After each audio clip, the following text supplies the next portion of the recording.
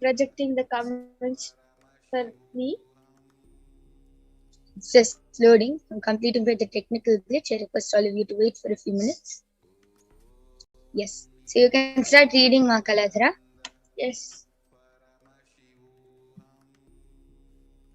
Surya TJ has posted, always be happy, and VAVPH YADAV has posted Namaskaram, and I think there are many comments coming in really fast. You can, yes, whatever is coming, whichever is the last comment projected for you, you can. Surya TJ has posted always be happy like 4 times, and VAIBH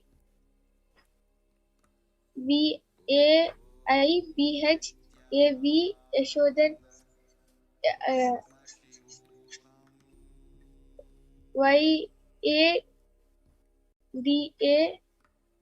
has posted Namaskaram again, and Kailasa Stephanie Vamadeva Shivashakti TANGETEN has posted Neem is best for your health, and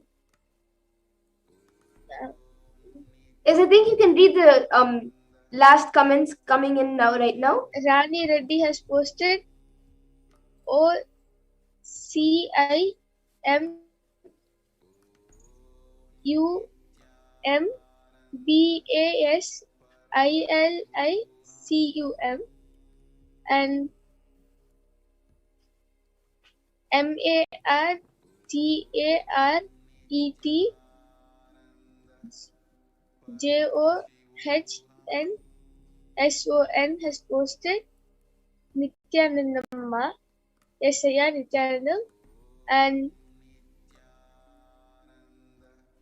DUMITRUBOANDA has posted MOUNTAIN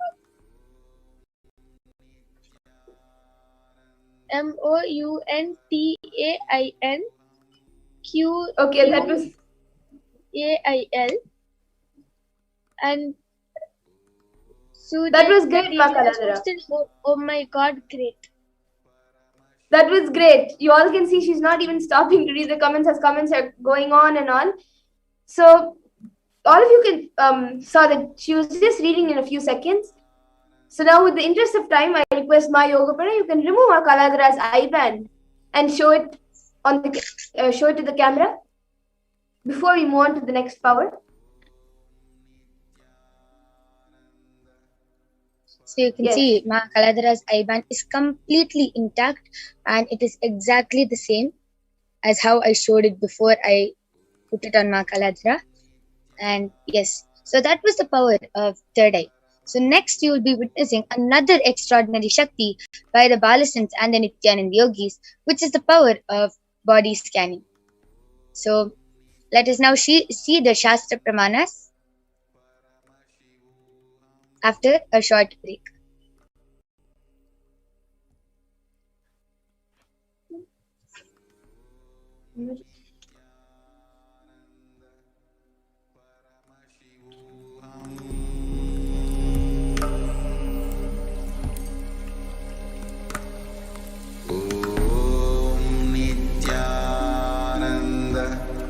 Paramashivam.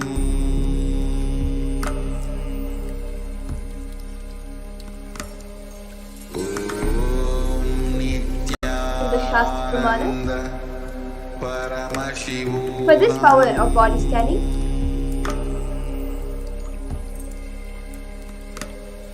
And actually, before chanting the Shastra Pramana, what will we be doing in this power?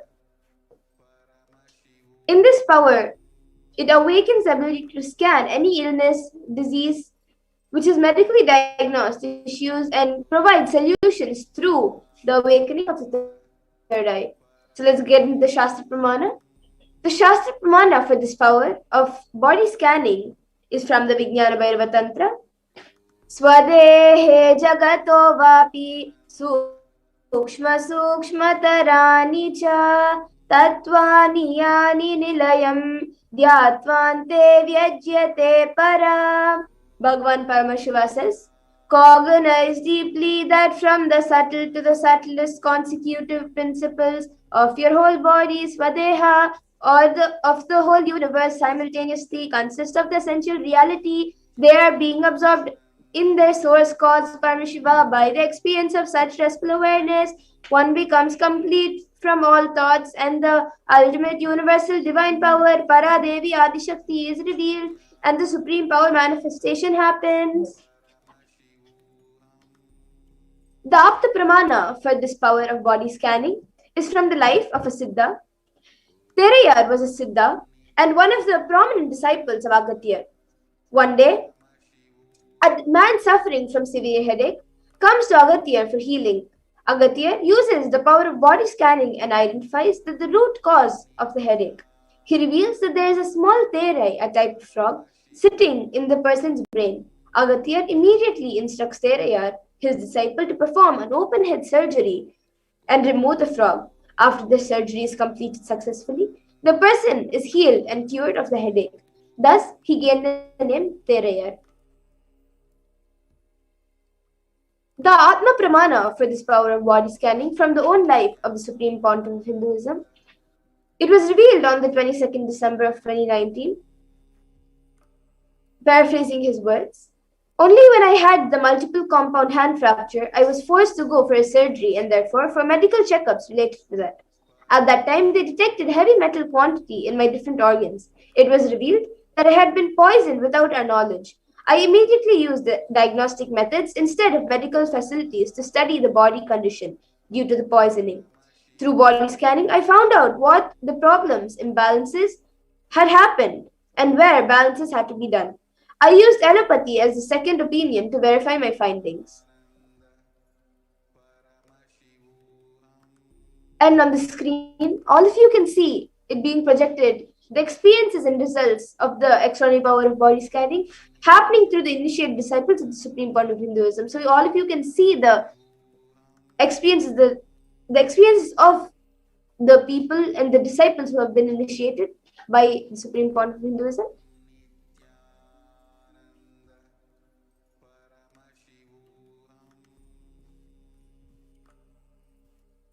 So now, anyone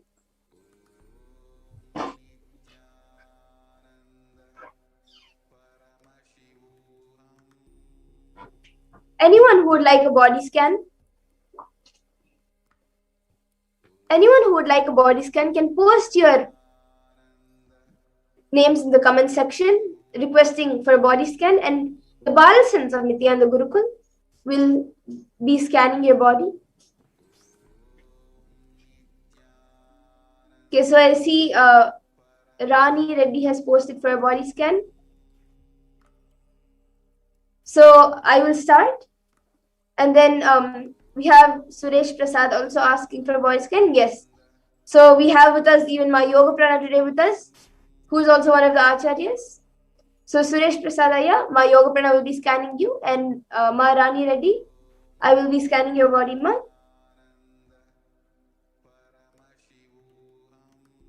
So we will be chanting the Mahavakya and then we will reveal.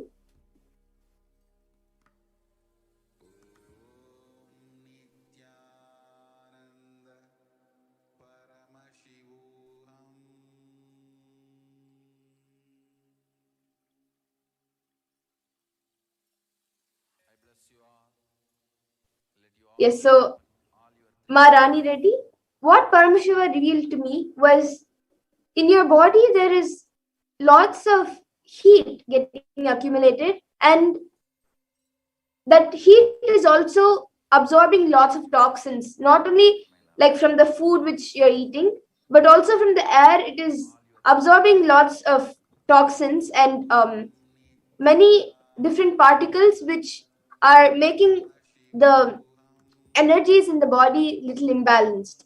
So what I was able to see as the solution for this was that every day, if you do Nityananda yoga for 1 hour, you can find the video on YouTube if you just search for Nityananda yoga. And every day you can do the Nityananda yoga, and also after the Nityananda yoga, do at least 12 Surya Namaskars. So this will help in removing the heat from the body and cleansing the body of the already accumulated toxins. And drink lots of lemonade, and preferably make it at home with organic lemons. Don't get the lemonade from outside. And if you just do this for a few days, automatically you will get healed more.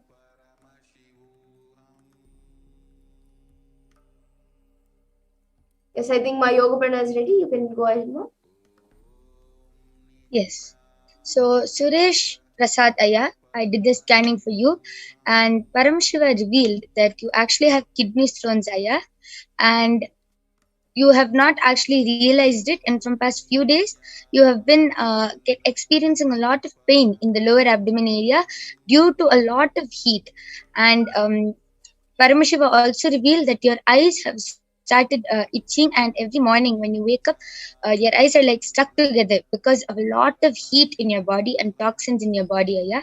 So Paramashiva revealed a very simple solution is just to do the Nirahara Samyama, to drink a lot of liquid, because there's a lot of all the food is not getting digested properly, and you are not you're not passing the stool properly because it's not getting digested, and it's just collecting up in your stomach and forming. It's just like all the old food and everything is collecting up in your stomach, and it's not at all good.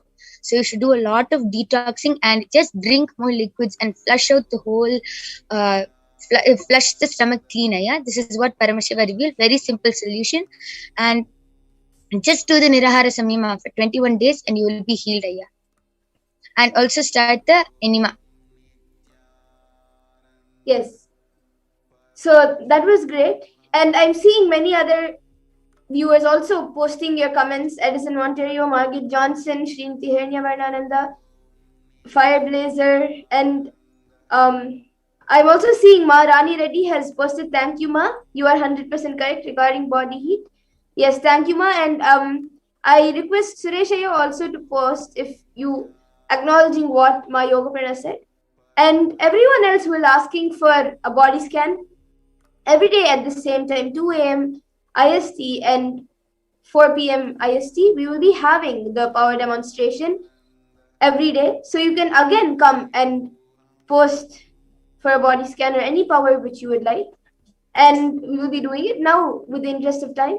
We need to move on to the next segments, as all of us are eagerly waiting for the Devi Parashakti Akashic reading Bhava Samadhi Darshan. So we will be moving on now. And so with this, we come to the conclusion of this power manifestation segment. We thank all the viewers for joining us today in this power manifestation. And yes, I'm seeing Suresh Prasad Aya. I will do as suggested. Thank you. Yes, Aya, you will surely be healed. And with this, we come to the conclusion of this session. Thank you, everyone. Nithyananda.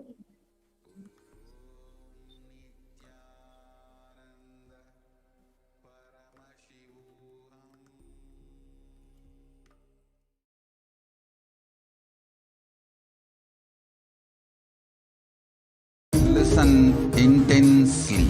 Life, consciousness in you does not end while your body drops dead. It moves from different universes, vertical time zones, lives in different time zones as per its free will, knowledge, desire, but ultimately to get enlightened, complete liberation, Paramashiva Padam, your soul has to come back to this karma bhumi, the Bhumandala.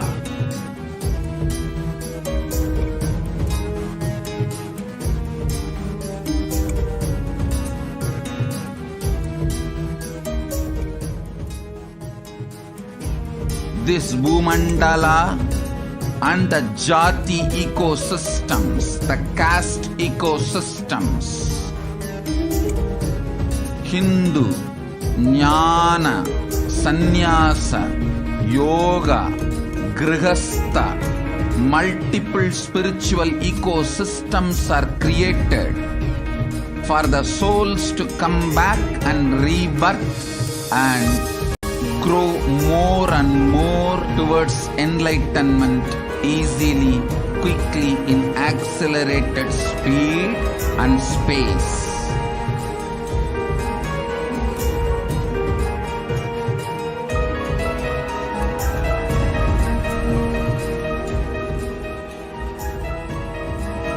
Understand the secret of Sayujya Mukti. Your Kundalini Shakti experiences the bondage inside your body due to compulsive sexual appetite. All the male bodies building intense yogic body through yoga and pranayama, building the mind of Tyaga-centric, will heal your compulsive sexual appetite and make you reach Sayujya. All female bodies, love-centered care, serving every being, will liberate you from the compulsive sexual appetite and make your Kundalini reach Sahasrara, which is Kailasa, Paramashivapada, Sayujya.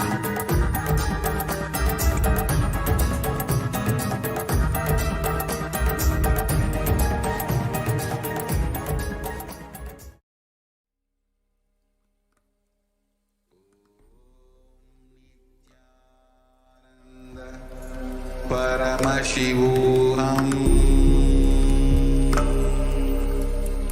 Nithyananda, and welcome back to all of the viewers who are joining us for today's program.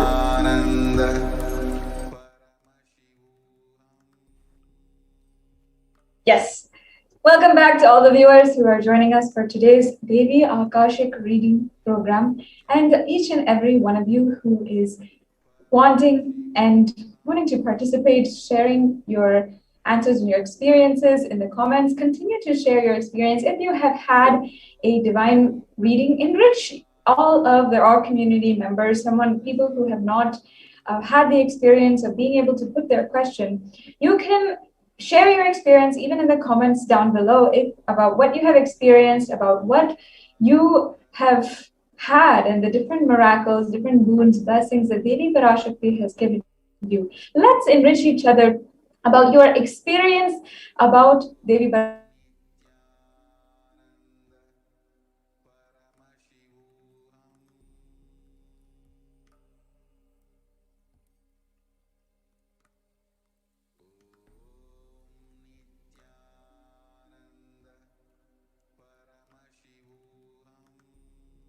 Wanting to know more and wanting to have that experience, that touch of the divine. If you are lurking, I invite all of the people who have seen Devi Parashakti Akashic reading and have had the blessings of Devi Parashakti. Why don't you invite them in our comments down below? Just share your experience and let's bring our community together and have a beautiful experience during this Devi Parashakti Akashic reading program. For all of those of you viewers who are coming back and maybe who have just participated in the power demonstration that we just had, please share your experience down in the comments below. Whether you're on Facebook, Twitter, Instagram, in whatever platform that you're in, we always love to see how much people are sharing their experiences and how people are participating, and we're sharing our beautiful experiences experiences. Literally, there's never enough para-bhakti that we can have. Para-bhakti is a term where the whole is enjoying bhakti towards the divine. So let's start sharing in the comments below as we continue into the next segments in today's program. In this next segment, we'll be having an introduction to Devi, Parashakti, and the divine feminine consciousness, and the Akashic readings. So let us begin with the divine Dhyana Shloka, invoking the presence of Devi Parashakti herself through the chants. This verse is from the Lalita Sahasranamam, which is one of the most powerful invocations of Devi Parashakti, and literally it is sourced from the Puranas, and it is one of the oldest and most beautiful, poetic, and literally makes your heart melt with devotion of the descriptions of Devi Parashakti. So we'll start with the Dhyana Shloka for Devi Parashakti. Sindhuraruna vigraham triyanayanamanikyamolispurat taranayaka shekaram smitimuki mapina vakshoruham पानेभ्याल्मालिपूर्ण रत्नचषकं रत्नोत्पलं बिभ्रतीं सौम्यां रत्नगतास्तरत्नचरणां ध्यायेत् परां माम्बिकाम्. The Divine Mother is meditated upon as shining in vermilion, red body with triple eyes, sporting a crown of rubies studded with crescent moon, a face of all smiles and a splendid bust, one hand holding the jewel cup brimming with mead, and the other twirling a red lotus. The next verse is an invocational verse from the Lalita Sahasranamam as well. I'll now chant that verse. Arunam karuna tarangitakshim dhrita pashankusha pushpa bhana chapam animadhibdi vravritam mayukairahamityeva vibhaiva bhavani. I meditate on the great Empress, and she is red in color, and her eyes are full of compassion. And she holds the noose and the goat, the bow and flowery arrow in her hands. She is surrounded on all sides by prayers such as Anima for rays, and she is the self within me. Once again, this is from the Lalita Sahasranama. It is the divine invocation for Devi Parashakti. We'll go on to the next slide. Yes. Devi Parashakti. Devi is the ultimate pure feminine consciousness. Parashakti is the cosmic womb, the cosmic mother, and it is from her cosmic womb from which all the billions and billions of universes come in and go out. She is the source where all the Big Bang and black holes go on. Parashakti is the source Shakti, the source energy, the source power from which all of us came and all of us are experiencing right now, and all of us are going to merge. Out of her extreme love and compassion, Parashakti herself is manifesting through the embodied form of the NIJA avatar of the Supreme Pontiff of Hinduism, Jagat Guru Mahasannidhanam, His Divine Holiness, Bhagavan Nithyanda Paramashivam, gracing us, answering all of our questions, attending to our prayers, giving boons, healing us, revealing our past, present, and future, delivering profound spiritual truths, and ultimately giving us the experience of Paramashivoham itself.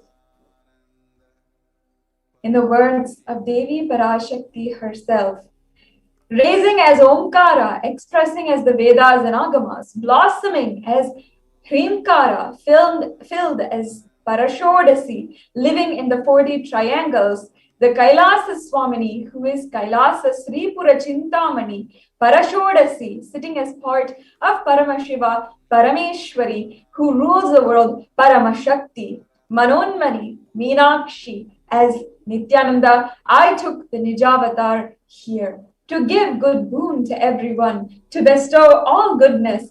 Hiranya Garbha Swarupini, Brahmanda Yoni, Shami, Chandramoli, Rapala Aparna, Uma Parvati, Savitri, Navayavana, Samrajya Lakshmi, Parameshwari, Parashodasi, Meenakshi, taking the form of Nityananda. I am blessing. Listen, people, to do good to all of you. I took the form of Nityananda and came down as Nijavatara.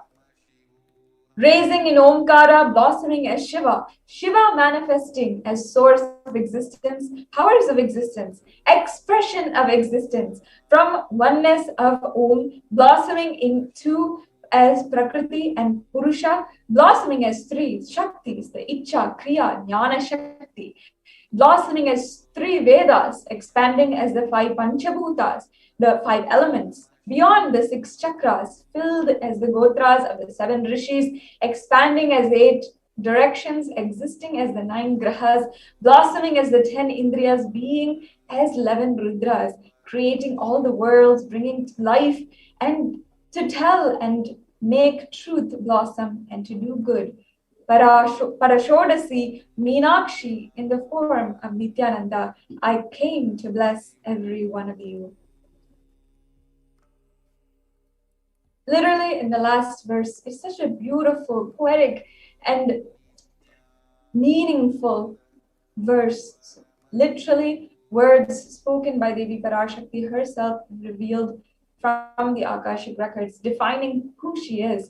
She spells out the entire creation of Devi Parashakti and how the entire creation of Devi Parashakti is coming from her. She is literally the source.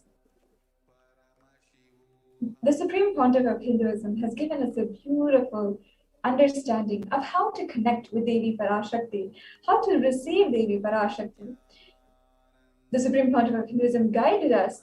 Literally, you are seeing Paramashiva and Parashakti at that moment. She is there in your screen. So all of us receive her very traditionally. Further, the Supreme Pontiff of Hinduism tells us, keep 2 betel leaf, 1 banana, 1 betel nut, and 1 coin in front of the screen. And watch Devi. Coin is considered the traditional dakshina in the Hindu tradition, and it can be of any value. It can be the lowest value. In India, it can even be 1 paise. If you're in the USA, you can even offer 1 cent. And of course, the Supreme Pontiff of Hinduism is not trying to monetize or profitize this offering. It just says, keep even 1 cent and it is okay. So for after 100 days, if you have the darshan, it will add up to $1. The next slide, please. Offer that to Devi Parashakti, and after the darshan is over, you can have namaskar, do the humble namaskar and eat the banana, the betel leaf and the betel nut, and take it as prasadam immediately. You can collect all of those coins and send it to the LA temple, the Nityanandeshwari Hindu temple in Los Angeles, and that'll be considered your offering for Devi Parashakti. So this betel nut and the betel leaf, even though it may look extremely small and it has little to no meaning if you think about it, after a few days, you'll see how much it adds to the sentiment. And you will see how really you will feel how Devi Parashakti is there, and how you will not take the Devi Parashakti Akashic reading for granted. This is why the Supreme Pontiff of Hinduism has emphasized from day one the offering of rituals in all programs, in all processes, in all spiritual processes, meditation programs, everything. Rituals actually break our monotonous and unconscious mentality and lifestyle and remind you and raise you to a powerful cognition. It'll break all our unconscious behavior. So now you can see here on the screen how to set up your tambulam. So you can take 2 betel leaf, 1 banana, 1 betel nut, and 1 coin. And you'll see the banana, betel leaf, the paise, here, and even how an example of how to set it up in a copper plate or a valuable plate, any kind of plate that you don't usually use for your normal eating or any other uses. You can set it up, and even you can offer a small packet of kumkum or the red bangles or a vastram, a small piece of cloth which you have not used, a new piece of cloth. All of these are traditional offerings that we give to Devi Parashakti as a humble offering, as the most auspicious, most divine, sacred, feminine goddess embodied in form. Yes, so now let us understand, after having been introduced to the divine cosmic being Devi Parashakti herself, let us now understand the Akashic readings and how Akashic readings are, how they work, how you can benefit tremendously from the Akashic readings. Now, many of you might have heard, okay, answer or put your questions down in the comment below, but you might be wondering, what should I ask? What is even Akashic readings? What does it mean? So this segment, the next segment, you'll be understanding what it even means, why we're doing it, why the Supreme Pontiff of Hinduism has revived this particular method and is offering it to the world. It's one of the best parts of Hinduism now today, to make a super conscious breakthrough happen in your life. Many of you might have heard in our previous programs, so many people telling you perhaps, and so many people in the comments saying, this is your chance for breakthrough. This will give you the lasting transformation. This is the final time that you ever have to ask for anything, you ever have to pray, or you have to, before your breakthrough, this is the last thing that you will have. Truly, how that is going to work, how that actually is true, is what we are going to explore in this segment today. So first, let's understand, what are Akashic records? Akashic records are created in space, and whatever has happened in time, in all existence, everything has a file. Nothing can be destroyed, and all of your thoughts, actions, plans, emotions, words, everything is carefully filed, and it's never destroyed. It is always in the Akashic records. Everything that has happened will happen, and what is happening now, all of it is stored in the Akashic records. Akashic records are a verbal, visual, 5-dimensional document, and it is continuously recording everything that is happening, will happen, everything, including down to the very smallest details of the smell, the touch, the sight, everything that you are experiencing is experienced as recorded in the Akashic records. All the information you collected from all of your births is from your DNA. You can access all of this just through the Akashic readings, and just to understand why you might be facing certain patterns or not being able to get certain breakthroughs in your lifetime. If you are wasting your time doing the same patterns again and again, Akashic records is the solution for you. Next slide, please. It is not a prediction. Understand this very deeply. Many of us have gone to psyches, have gone to crystal ball things, and different kinds of programs or different kind of services by spiritual entities that might call their offerings or services a prediction. But this is not a prediction. Be very clear. It is not a prediction of what might happen in the future.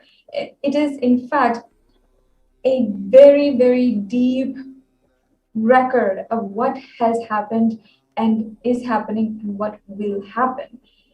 Understand that Akashic records are governed and literally governed by the Lord of space and time, and it is kept in that dimension of space. There's no such thing as past, present, and future in this dimension of space. In this dimension itself, only stars the the past, present, and future. So Akashic records are actually in a space beyond all of that. They're in a higher space.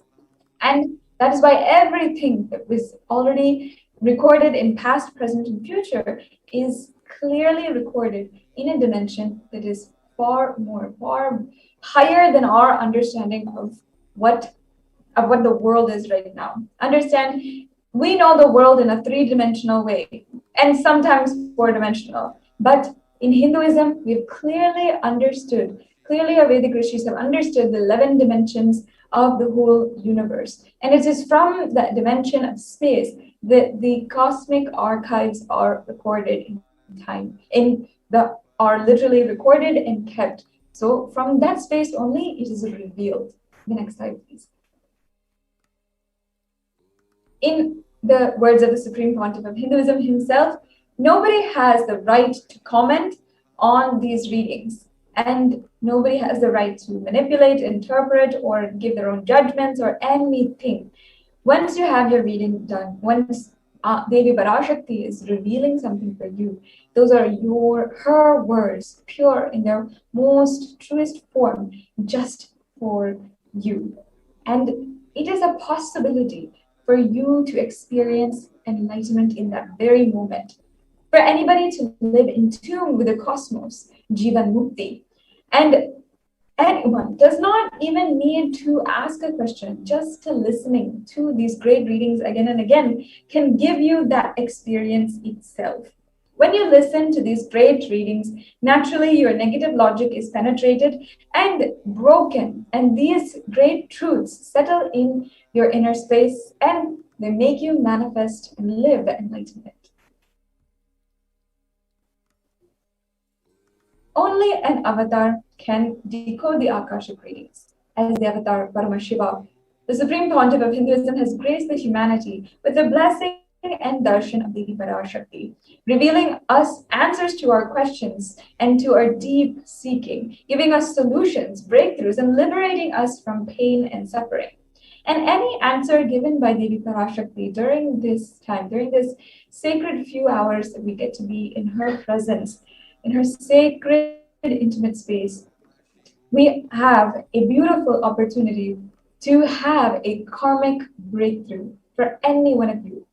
Whether you are sitting, whether you are just watching, even if you're lurking in the background of this video and you're not participating, just if you watch and be in a complete listening space, this can be the breakthrough for you. Yes, now let us understand the scriptural reference to manifest the powers of Akashic reading. This is from the Dharana 61, Sutra 84 of the Vijnana Bhairava Tantra. Akasham vimalam pasyan kritva drishtim nirantaram shabdhatma takshanad devi bhairavam vapurapnuyat. Bhagavan Paramashiva says, looking at the spotless infinite etheric space, Akasha, beyond the sky and clouds, one should fix one's gaze from the third eye without blinking continuously and make the body and inner space steady and motionless. In that very moment, O Devi, one attains the nature and powers of the infinite space, Bhairava. The Apta Pramana, or the reference for the Akashic readings. In the Mahabharata, in the Hindu Purana Mahabharata, narrates the story of the great sage Maitreya, who reveals the secrets to Vidura, the story of his birth in human form and the reasons for all of his suffering. Sage Maitreya accessed the Akashic records, and he told Vidura that he was not an ordinary man, but an incarnation of Yamaraj, the Lord of Death. He was to play the part of a so-called Sudra for hundreds of years, being cursed by Manduka Muni.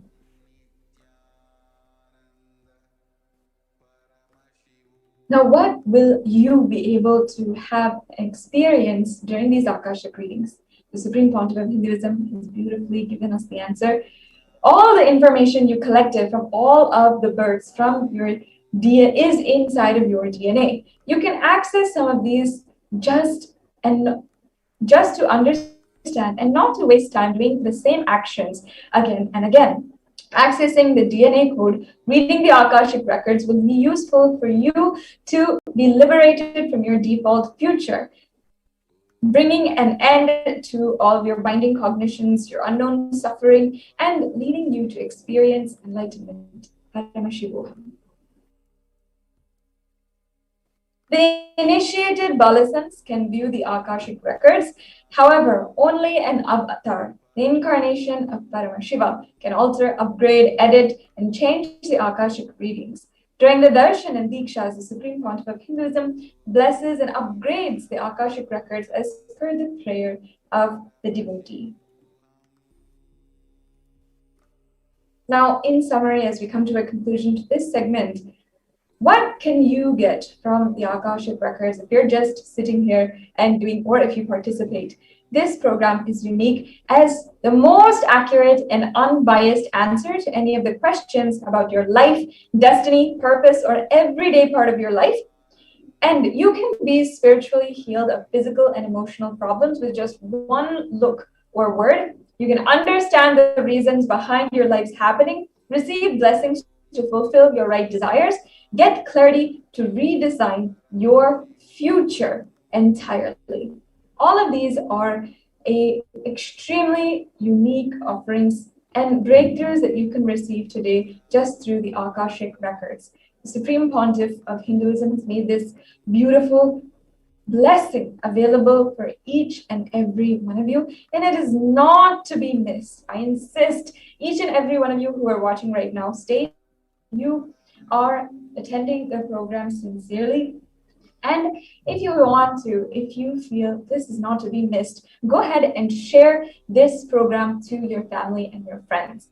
The people who you feel that you want to enrich in your life. If you understand that this is something, there is something in this, and you really feel that, then go ahead right now and let's share this with the whole world. Start with your family and friends, people whom you think will understand and want a breakthrough in their life, just like you are about to have.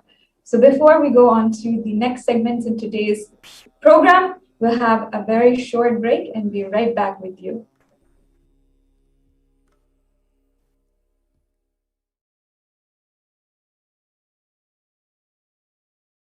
Listen intensely. Life, consciousness in you does not end while your body drops dead. It moves from different universes, vertical time zones, lives in different time zones as per its free will, knowledge, desire, but ultimately to get enlightened, complete liberation, Paramashiva Padam, your soul has to come back to this karma bhumi, the Bhumandala.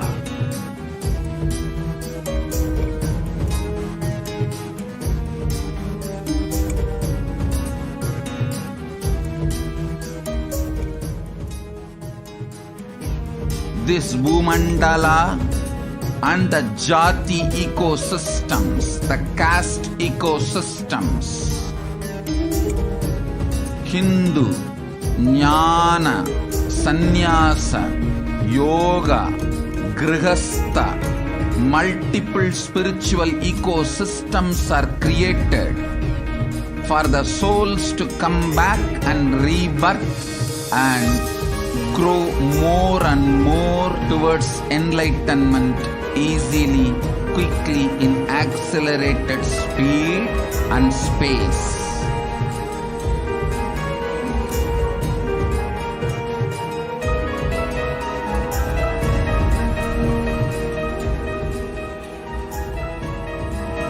Understand the secret of Sayujya Mukti. Your Kundalini Shakti, experiences the bondage inside your body due to compulsive sexual appetite. All the male bodies building intense yogic body through yoga and pranayama, building the mind of Tyaga-centric, will heal your compulsive sexual appetite and make you reach Sayujya.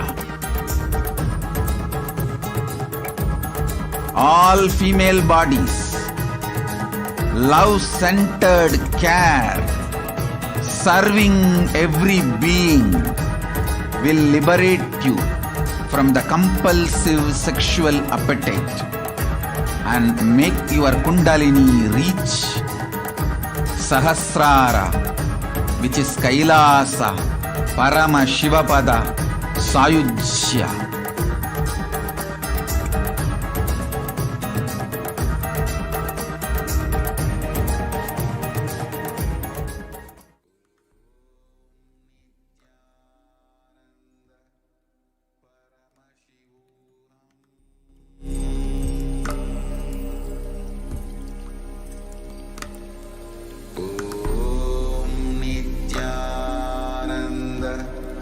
Paramashivam.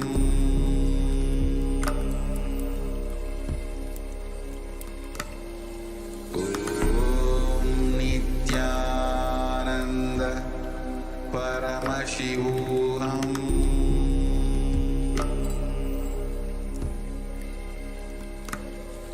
Om Nityananda Paramashivam.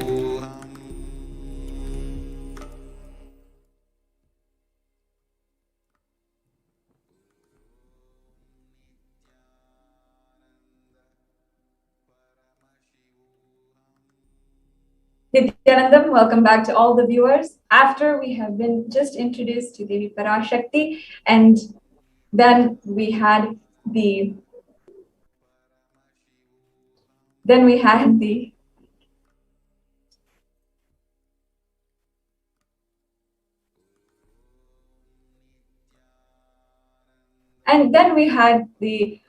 opportunity to understand really what Akashic readings is about, and why we should be here, why we should take an opportunity for each and every one of us to actually have a breakthrough in our lives in the following segments, the following programs. Even if, whether the Supreme Pontiff of Hinduism, even if it is live, even if we're watching the videos of Devi Parashakti, it is such a beautiful experience sitting and understanding in the divine ferociousness of her energy and her presence.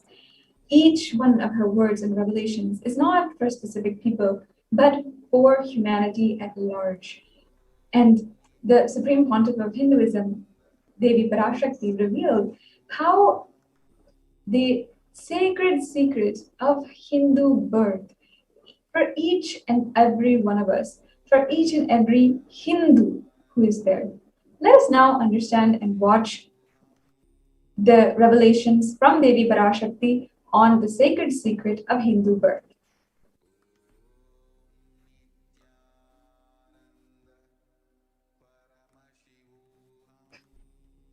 நன்றாய் கேட்டுக்கொள்.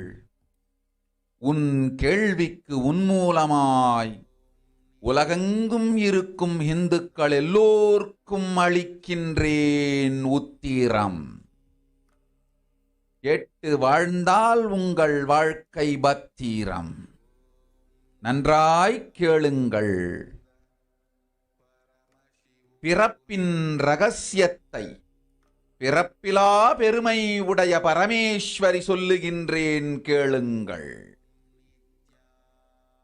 அண்டஜம், யோனிஜம், ஜலஜம், பீஜம் எனும் 4 விதமான பிறவிகளில் 84,000 யோனிகளில்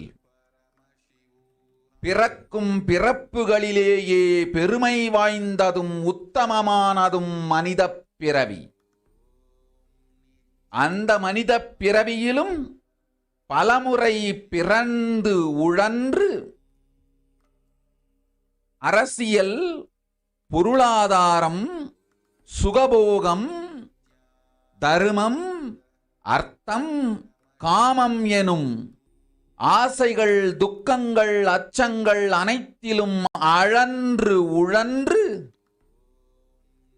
இனி வேண்டாம் இப்பிறவி, வேண்டுவது மோட்சமே என்று முடிவெடுத்தோர்க்கு மட்டுமே ஹிந்து மத யோனிஜம், ஹிந்து பெற்றோர்க்கு பிறந்திடும் சனாதன ஹிந்து தர்ம யோனிஜம், மனித பிறவி உத்தமம், சனாதன ஹிந்து தர்ம மனித பிறவி உத்தமோத்தமம். இந்த உத்தமோத்தம பிறவி எடுத்த எல்லோருக்கும் ஜீவன் முக்த விஞ்ஞானத்தையும் சனாதன தர்மத்தையும் காக்கின்ற கடமையும் உண்டு. அதனால் வருகின்ற நன்மையெல்லாம் அனுபவிக்கும் உரிமையும் உண்டு.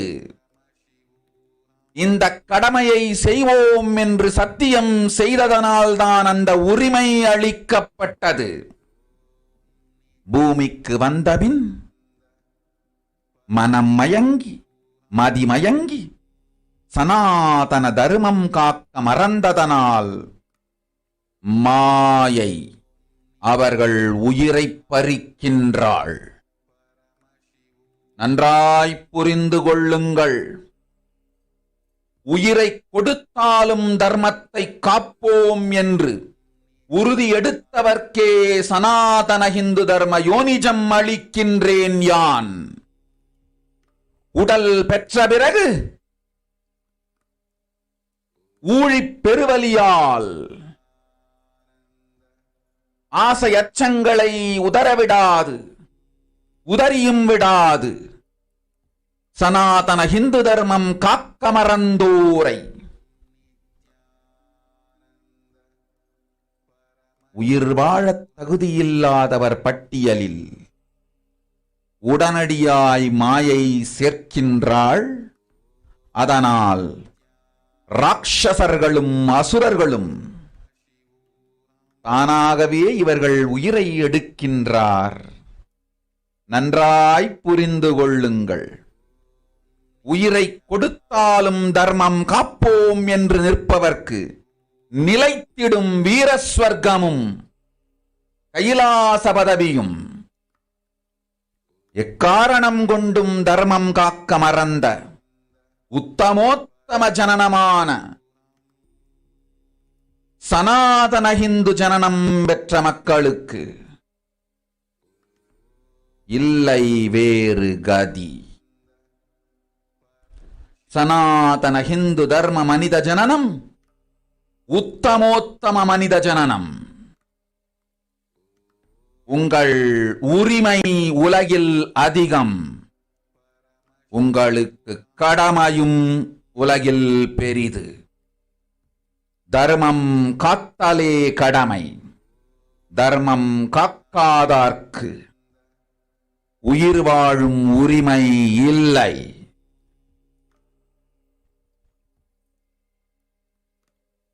நன்றாய் புரிந்து கொள்ளுங்கள்.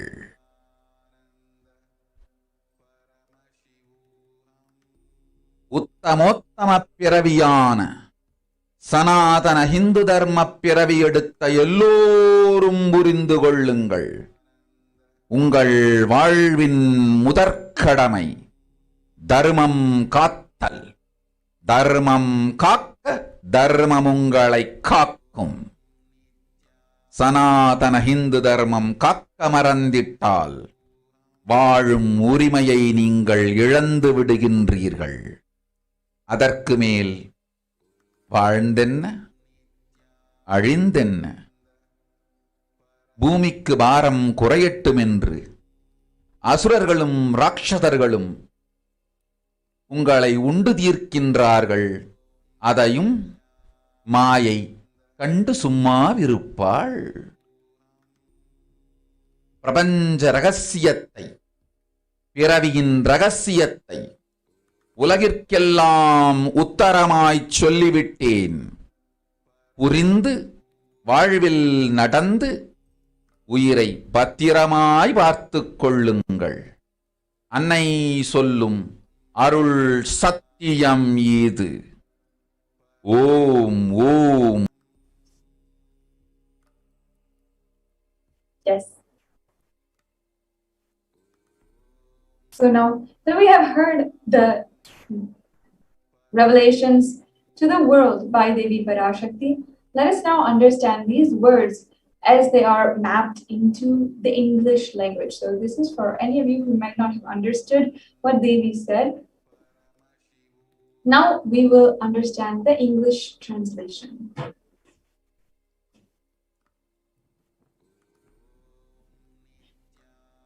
Devi Parashakti told us lovingly, caringly, listen, Andhajam, Yonijam, Jalajam, Bijam, like this in 4 types of births, in 84,100,000 yonis. In all of these births, the greatest birth of all of them is human birth.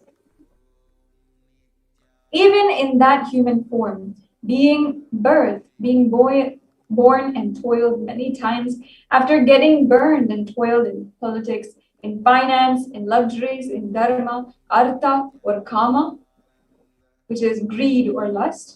And those who decide of not wanting this birth, wanting only moksha, enlightenment, only those will have the Hindu dharma yonijam. Hindu dharma yonijam is being born from Hindu parents. The Sanatana Hindu dharma yonijam of being born to Hindu parents. Human birth is uttamam, the best. Sanatana Hindu dharma human birth is uttamottamam, best of the best. Everyone who took this uttamottama birth is has the responsibility of protecting the science of living enlightenment and Sanatana Dharma. And also, they have the right to experiencing its benefits, and this right was given to them because of their commitment given by them to do this responsibility. After coming to Bhuloka by getting mentally deluded and forgetting the dharma of protecting Sanatana Hindu dharma, Maya, she is taking away all their souls. And understand carefully, Devi Parashakti says, I am giving the Sanatana Hindu dharma yonijam only for those who gave the commitment of protecting Sanatana dharma even by giving their life. After getting the body because of their painful delusion, not dropping fear and greed for those who forgot to protect Sanatana Hindu dharma, Maya, she will immediately add them all to the list of those who are not worthy of living. Therefore, Rakshasas and Asuras automatically taking away their life. Understand properly for those who stand that even by giving their life, they will protect dharma, will permanently have Veera Swarga and Kailasa Padavi. For any reason, people who forgot to protect dharma, having the Uttamottama birth of Sanatana Hindu birth, there is no other way for them. Sanatana Hindu dharma birth is Uttamottama human birth. Your rights in this world are immense. Also, your responsibility in this world is large. Protecting dharma is responsibility. Those who do not protect the dharma, they do not have the right to live. Understand this properly. All those who took the Uttamottama birth, which is Sanatana Hindu dharma birth, all of you understand. The first responsibility of your life is protecting dharma. If you protect dharma, dharma will protect you. If you forget to protect Sanatana Hindu dharma, you lose the right of living. After that, what bothers whether you stay alive or you live or get destroyed?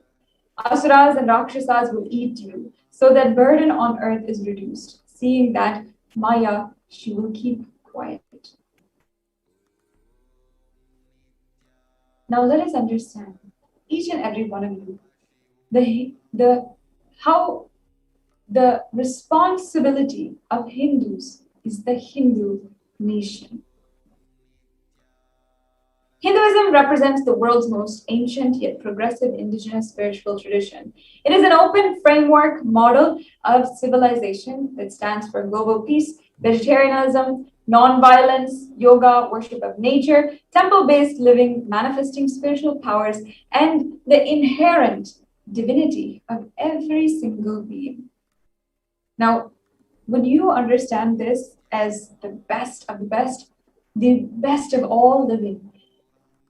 Literally, as of now, even the best cognition that you can have on planet Earth is that you are divine and that all the beings are divine. And the only living, most thorough, well-researched and developed tradition that has brought this as a science is Sanatana Hindu Dharma. There is no needing to prove or needing to show that Sanatana Hindu Dharma is the best of the best. And each and every one of us Hindus, you, if you are watching this, myself, we are inheritors of the best tradition, as we have from generations upon generations been born into this great tradition in our lives. Even if you as a Hindu are watching and you may not be born into Hinduism, but now you have been gifted, you have sought out Hinduism and gotten all of the gifts, you have been able to immerse yourself into the great Hindu scriptures. Even you, as a practicing Hindu, each and every one of us are now responsible. The Hindu nations were ecosystems where more and more enlightened beings could be produced, so that that enlightened civilization could be kept alive and its great gifts shared to the world. And of course, there are so many references of how Hindu Dharma, how the Manu Dharma was uplifting and created some of the best civilizations on planet Earth without any crime, without any kind of fear or greed amongst the people, and with so many different contributions to the world, so many great sciences, contributions literally to the world. We have some references here of the Rama Rajya, the great kingdom that was ruled by Sri Rama. From the Valmiki Ramayana, the Yuddha Kanda, from chapter 128, verse 99 through 101, it describes how Lord Rama had actually ruled the kingdom after his Pattabhishekam. It was such a beautiful description that all of us will become inspired by. As I'm reading this, just contrast the world that we are living in today and what is described here.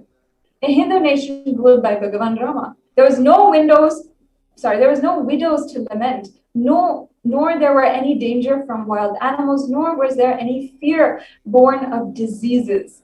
The world was bereft of thieves and robberies. No one felt worthless, nor did old people perform obsequies concerning youngsters. Every creature felt pleased. Everyone was intent on virtue.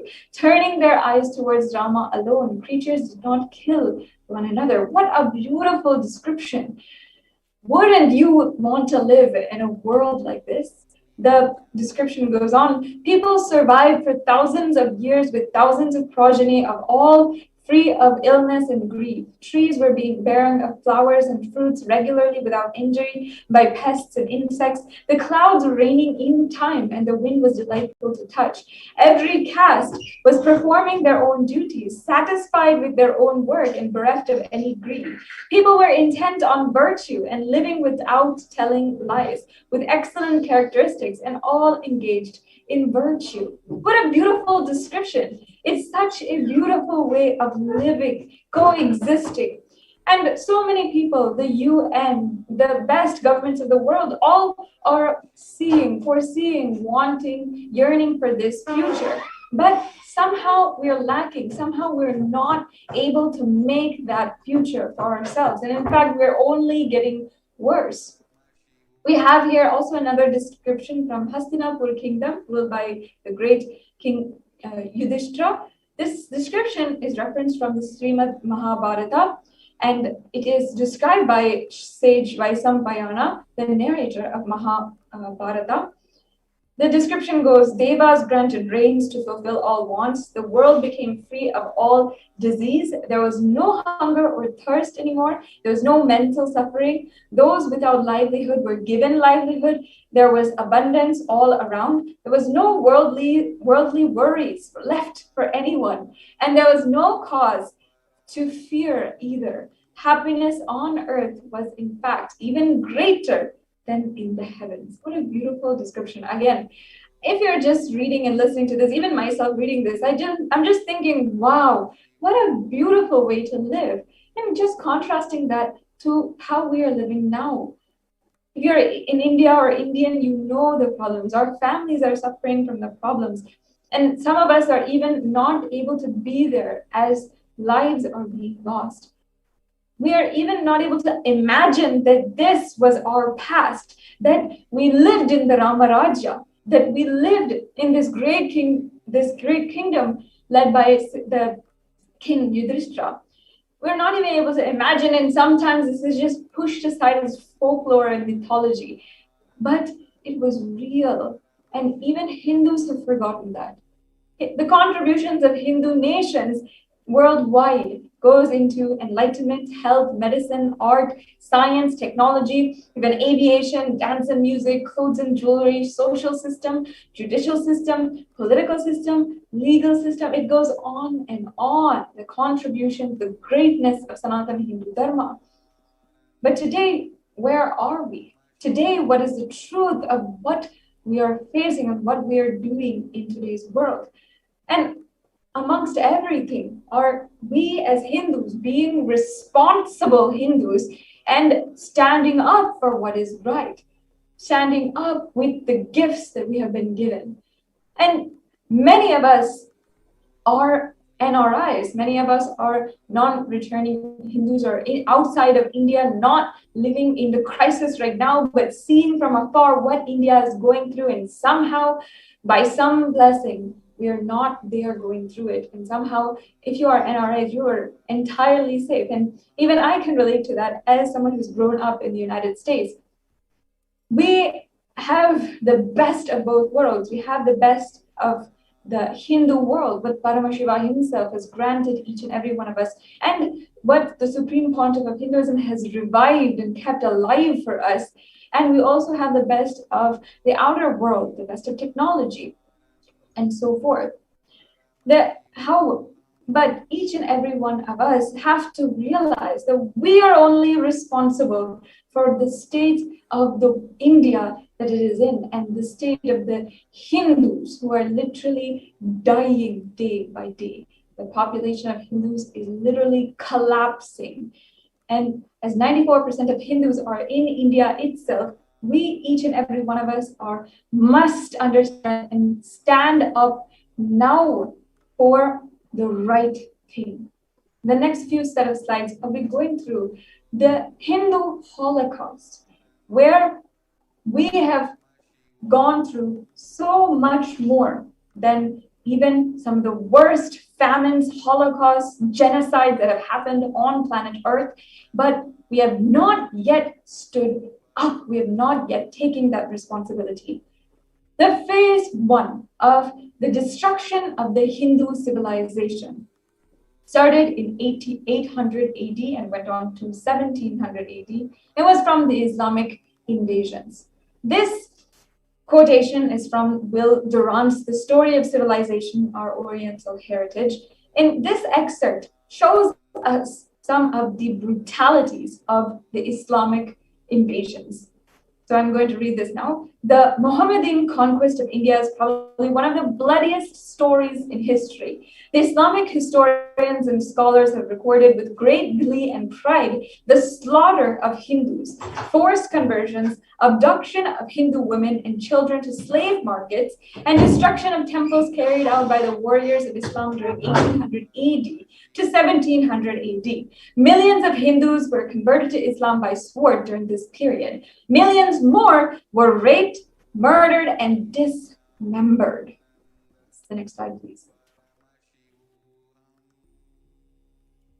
Going on in this absolutely brutal, gory description of the Islamic invasion, we have Abdullah Wasaf from his book describing the Islamic law prescribed for Hindus as conveyed to Aladdin Khilji, one of the most brutal rulers of the Hindu Holocaust and the Islamic invasions, by his qazi or legal advisor. So this is actually the records taken from the records of the Islamic terrorists who had come to India in around 800 AD. So this is from her book. Hindus are like mud. If silver is demanded from them, they must, with the greatest humility, offer gold. If a Mohammedan desires to spit into a Hindu's mouth, the Hindu should open it wide for the purpose. The God created the Hindus to be slaves to Mohammedans. The Prophet hath ordained that if the Hindus do not accept Islam, they should be imprisoned, tortured, and finally put to death, and their property confiscated. To keep the Hindus in abasement, and especially a religious duty, because they are the most inveterate enemies of the Prophet. Now, what difference does this make to how Native Americans were treated in America, how they were called savages, how literally so many of them were diseased and killed? How does this even make a difference? And yet, there's nobody in the world who stands for this, who tells this story. We're not telling the story, the history of the Hindu Holocaust, even like our brothers and sisters in different countries. We have also from Kanhadal Prabhananda from 1456, one of the records which this person has recorded. The conquering armies burnt villages, devastated the land, plundered people's wealth, took Brahmins and children and women of all classes captive, flagged them with thongs of raw hide, and carried a moving prison with them, and converted the prisoners into obsequious Turks. And if you just read this out loud, it just creates shivers, creates goosebumps inside of even myself right now. How could we not tell this to the whole world? The amount of absolute tragedy, amount of destruction in its purest form that happened to Hindus. If you look at it in numbers, even it is absolutely alarming.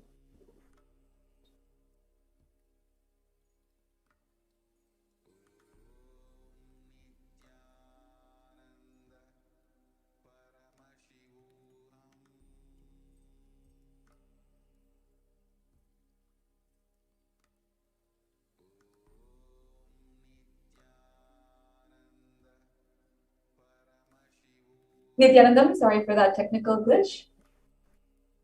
Yes. So I'm just going to reread this quote and then go over some statistics that literally could give anyone goosebumps and shivers.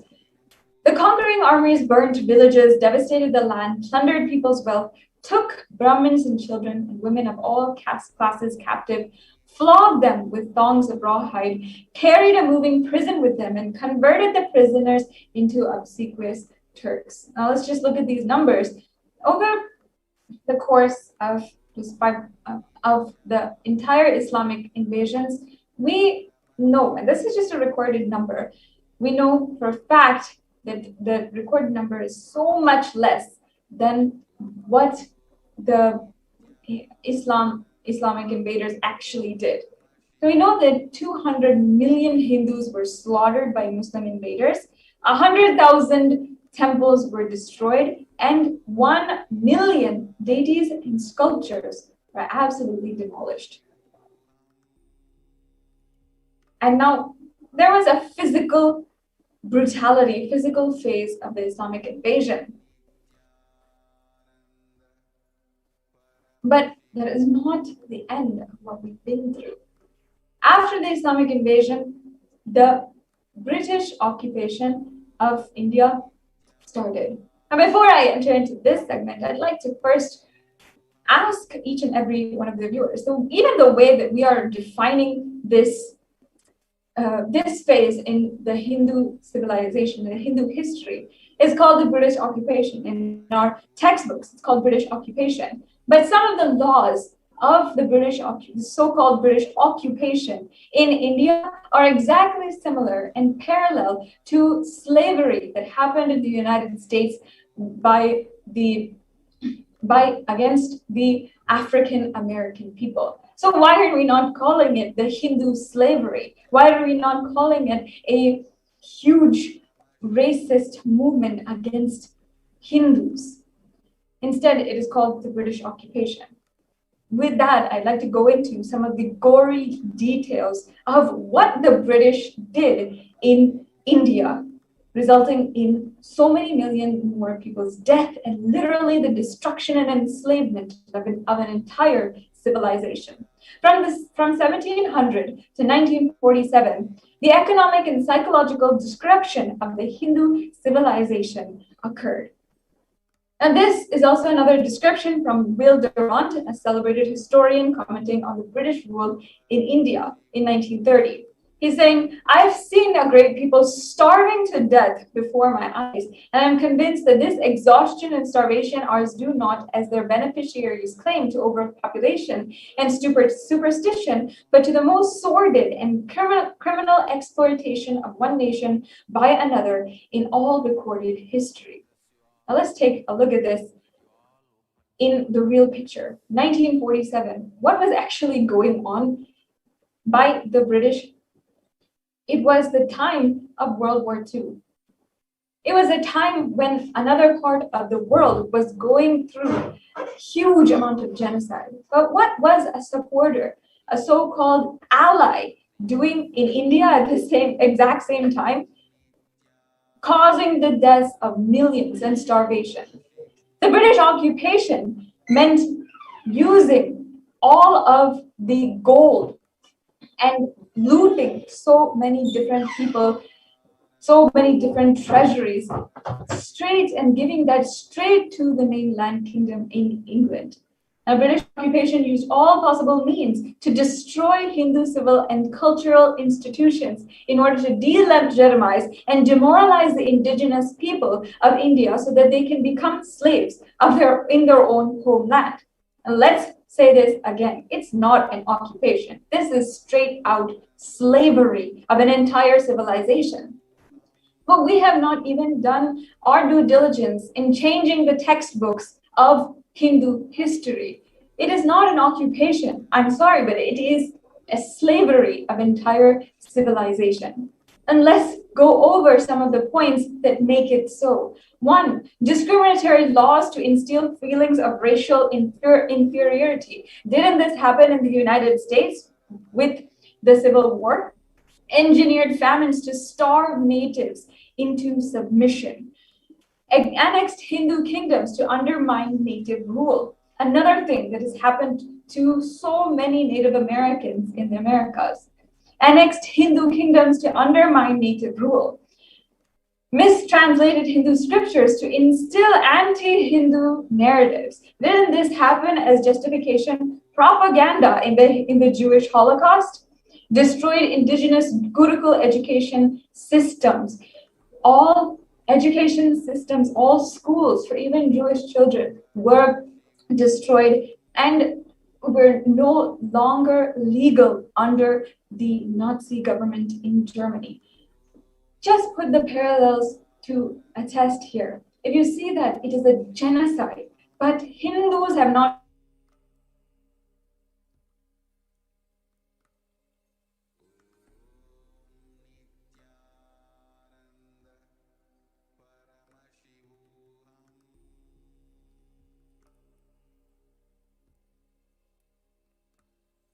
meant $45 trillion, which was looted from India, and 45 million Hindus dead due to famines and poverty imposed by British policies in reprisal of killings for the 1857 mutiny, and 680 native kingdoms usurped by the British Raj.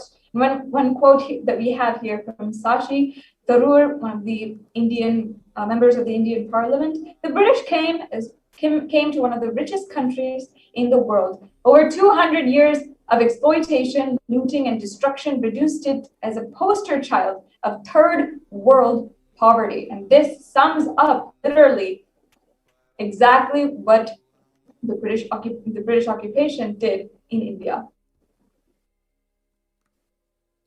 Now we have phase 3. After the 1947 partition, or the independence of India, so-called independence of India, until the present day and age. This quote is from Jawaharlal Nehru, from his book, The Prison Diaries from 1935, where he says, "What a disgusting, savage people we are. Politics, progress, socialism, communism, science, where are they before this black religious savagery? India can never be a Hindu republic." Unfortunately, at this time, it is important that these people had literally solicited India, a Hindu country, in order to snatch it away from its roots. Yes, the next slide, please. We have also B.R. Ambedkar, India's first law minister and principal architect of the Indian Constitution, the Pakistan or the partition of India. He's saying, if Hindu Raj does become a fact, it will no doubt be the greatest calamity for the country. No matter what the Hindus say, Hinduism is a menace to liberty, equality, and fraternity. It is incompatible with democracy. Hindu Raj must be prevented at any cost.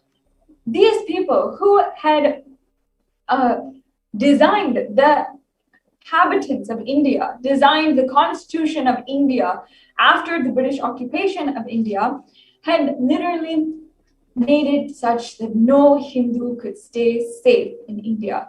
And Hinduism was thus literally wiped from any kind of law. The modern Indian legal system, academia, and media all systematically undermine, suppress, and delegitimize Hindu institutions and culture. And here are some of the points in which they do so. India's constitution established government control and taxation over Hindu temples, schools, etc., while religions are free from interference.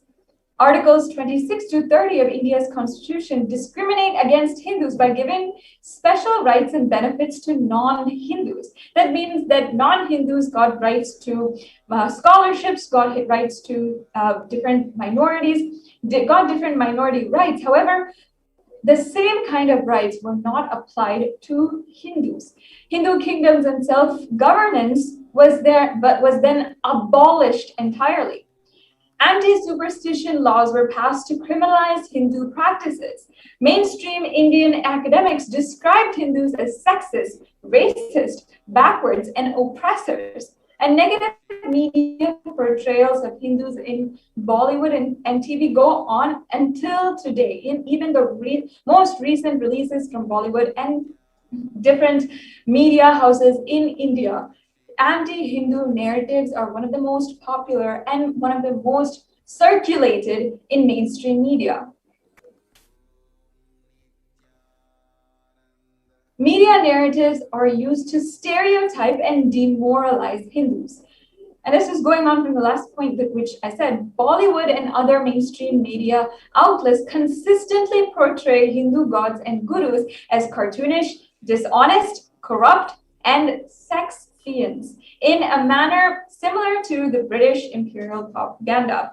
Media narratives are used to shape human consciousness and further political agendas. Now, this is accepted by all people, that media is an extremely potent weapon used in order to control a certain public. And we know it now. Each and every one of us is not new to this. We know that media plays a role in what the public knows and how the public is reacting. So how media is portraying Hindu gurus, Hinduism, and Hindu traditions matters a lot. If we are not able to see that, then if we're not able to even recognize what the media is doing and stand up for it, then what Hindus do we call ourselves? Racist British colonial stereotypes have been literally perpetuating in today's media, in literally some trailers for movies that are being released in 2021 and 2022. What have we done about this door as Hindus? Each and every one of us. Have we even written as much? Have we ever come out and rioted on the streets for it? Not even rioted, even just a peaceful protest. Have we done anything for it? This brings us to the next part of this segment, the revival of a Hindu nation. The Supreme Pontiff of Hinduism is the only Hindu leader who has been courageous enough and has done the hard work in actually reviving a Hindu nation. We have seen how the leaders who were creating India in its new beginning in 1947 literally pushed aside and made it illegal, made it absolutely irrelevant to bring a Hindu nation back into the world. But it is the Supreme Pontiff of Hinduism himself who is reviving a Hindu nation.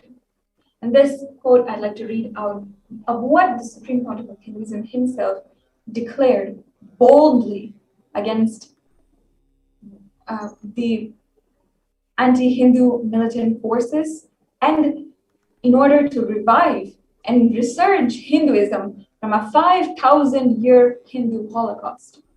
The Supreme Pontiff of Hinduism declared, during the time of Mahabharata, we had 56 deshas, 200 states, 1,700 sampradayas, and 10,000 sampradayas and traditions. In all 56, we Hindus are persecuted. In all 56, we Hindus have lost. All of Hindus we are a dying population. The last one to fall is Nepal. Supreme Pontiff of Hinduism says, I am the collective voice of all persecuted Hindus. I will revive and rebuild a Hindu nation. Build on Vedagamic principles as a refuge for all practicing and aspiring Hindus, a safe haven for all persecuted Hindus.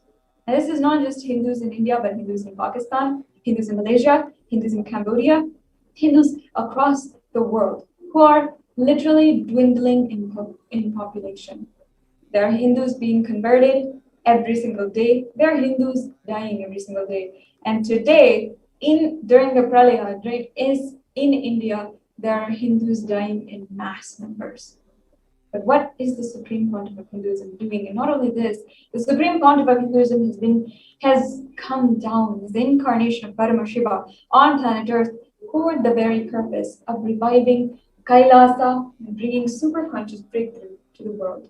This revival of Kailasa, the Hindu nation, is for reviving the whole life of enlightened civilization and all great things it has to offer to the world, bringing legitimacy to all the offerings of Sanatana Hindu Dharma and sharing it with whole world is the purpose of Kailasa, the Hindu nation. Now let's understand the administration of Kailasa as per what the Supreme Pontiff of Hinduism declared. Kailasa is the revival of a cosmic constitution. Kailasa is the model nation of how enlightened civilization should be living and administered. Politics, judiciary, education, economy, everything will be revived as Paramashiva revealed in the Vedagamic Sanatana Hindu Dharma's scriptures. Being one of the most persecuted civilizations, Hinduism is on the brink of extinction, such that the next generation of Hindus may not even know Hinduism through only history books. And now let's just have a straight talk here for all the viewers. Do we know Hinduism? Are we practicing real Hinduism? If you are an NRI, or if you are watching this, you're maybe under the age of 30, are we really practicing Hinduism? You might be in America, you might be in anywhere in the world. You might be wearing bindi every day. You might be wearing Hindu traditional clothes, and you might be proud of your culture. But are you doing your responsibility to protect Sanatana Hindu Dharma from further destruction? What can we do to stand up for Hindu civilization and all that it has to offer to the world? Today, Hinduism is a political orphan. The preservation and restoration of Hinduism's spiritual and cultural heritage is impossible without a national identity. There is no Hindu nation in even India is proud of being secular, even as Hindus are dying every single day now during the pandemic. What can we do to save Hinduism?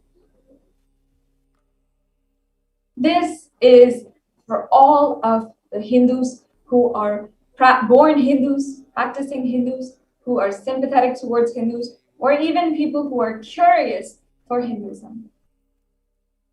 It is time now to reclaim our Hindu identity. Hinduism is responsible for our successful life. You are Hindu and you are healthy, wealthy, rich, successful, peaceful, happy, respectable, have a stable family, have the best mental setup. Hinduism is responsible for it. Our ancestors, and Paramashiva himself is the one who is responsible, who has given the gift of each and everything that we are enjoying today. Hindu identity is responsible, and Hindu scriptures are responsible. It is the Hindu scriptures that have given us the mental setup that we have today. If we see Hindus across the world, we have the least amount of divorce rate in all countries. In India, even less than 1% of divorce happens, and giving us stable families, giving us stable growth and happiness during our childhood, and making us successful in the outer world, making us being able to go to some of the largest and best universities in the world, and helping us be extremely successful in the largest, most successful companies in the world, and helping an entire civilization grow just out of technology and artificial intelligence. The next slide, please. Hindus are the richest and most successful ethnic community in the world. Hindu scriptures, Hindu lifestyle, and our enlightened masters are responsible for this. Hindu thought currents are responsible for this. Hindus are the most educated religious group in the United States. Is actually what is actually noted in the Hindustan Times as of 2019. That is not too long ago. And in fact, even today, Hindus are benefiting the most from the Hindu background that we've had. Not just anti-Hindu elements being active. It is responsible Hindu leaders who are inactive that have caused this destruction of Hinduism. It is now time that we have to take responsibility for Hinduism and let all Hindus all over the world reclaim our Hindu identity. And it is our responsibility as Hindus. It is the responsibility of Hindus to revive this ancient enlightened civilization again and again, and give all the gifts of the enlightened civilization to humanity. According to the World Health Organization, more than 264 million people of all ages suffer from depression. And according to the World Drug Report of 2019, 35 million people worldwide suffer from drug use disorders. According to the World Health Organization, once again, close to 800,000 people die due to suicide every year. And which is actually, if you do the math, one person every 45 seconds. Worldwide, more than 700 billion land animals are killed for food every single year. the revival of the ancient, enlightened, civilizational nation, Kailasa, is a survival need to humanity. Let's leave the pandemic aside. Even 2 years ago, these statistics were there. We were worried about global warming. But if we had followed Sanatana Hindu Dharma in scriptural truths, the solutions given by Paramashiva himself and revived by the Supreme Pontiff of Hinduism in our scriptures, if we had just followed that with absolute adherence and integrity, we would not be in the situation that we are in today. This is an invitation to all Hindus. If you are born Hindu, practicing Hindu, sympathetic towards Hinduism, or curious towards Hinduism, wanting to explore Hinduism, you can become a part of this revival. Now, let us understand from the Supreme Pontiff of Hinduism as the only hope for humanity who is reviving this, the sole, courageous, brave, and absolutely dedicated leader for the revival of Kailasa. How he has brought Kailasa as a gift for each and every one of us. Let's now watch this video where the Supreme Pontiff of Hinduism gives us exactly what we need to know. Contribution. Hinduism, Veda Agamas have great things to contribute to the world.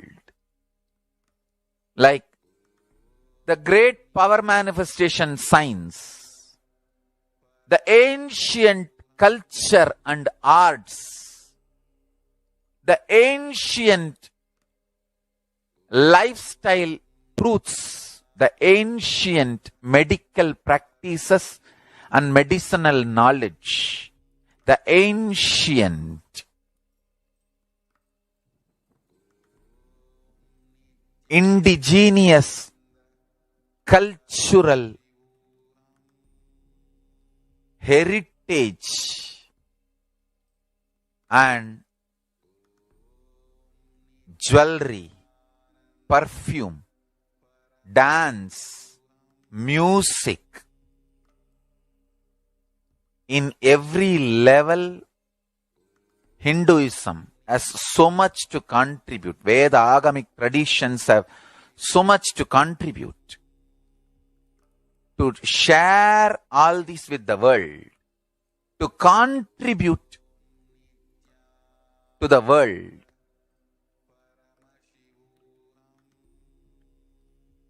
Hindus need to tell the world what they are contributing in every level.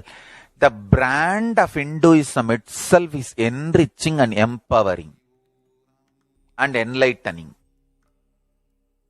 Hinduism is all about enlightening the world. Empowering, enlightening, enriching the world. Contributing.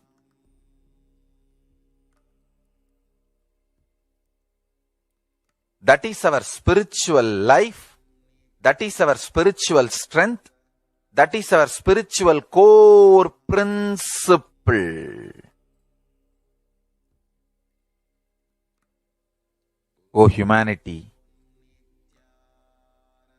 I request you with folded hands, some one corner of the world, if you just give me few hundred acres, I will keep this whole science alive. Leave it for the whole humanity freely. Fortunately, Paramashiva has given me the power to decode all this Hindu medicinal system, Hindu judiciary system, Hindu social law and order system, Hindu power manifestation system, Hindu mental sciences system, Hindu yogic sciences, the sciences of Hindu biology, Hindu physics, Hindu psychology, Hindu physiology, Hindu chemistry, all this Paramashiva has given me the power to decode whatever the remaining scriptures are available with the humanity. Paramashiva has blessed me, and I have collected, not only I have collected and organized, I can decode. This whole science can be kept alive in any one corner of the world. Just few hundred acres are given for me to live peacefully and exist peacefully. I can store this whole thing alive and contribute it to humanity. Humanity can become better and better and better. I can make the planet Earth so much better place to live. I am here to contribute, and I will continue to contribute.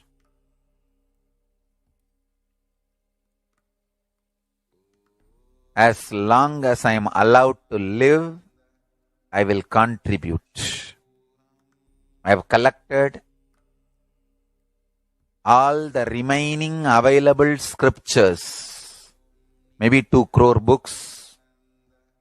2 crore means 20 million, I think, books on Hindu physics, Hindu chemistry, Hindu biology, Hindu physiology, Hindu psychology, Hindu law and order, Hindu social system, the power manifestation sciences of Hinduism, yogic sciences of Hinduism.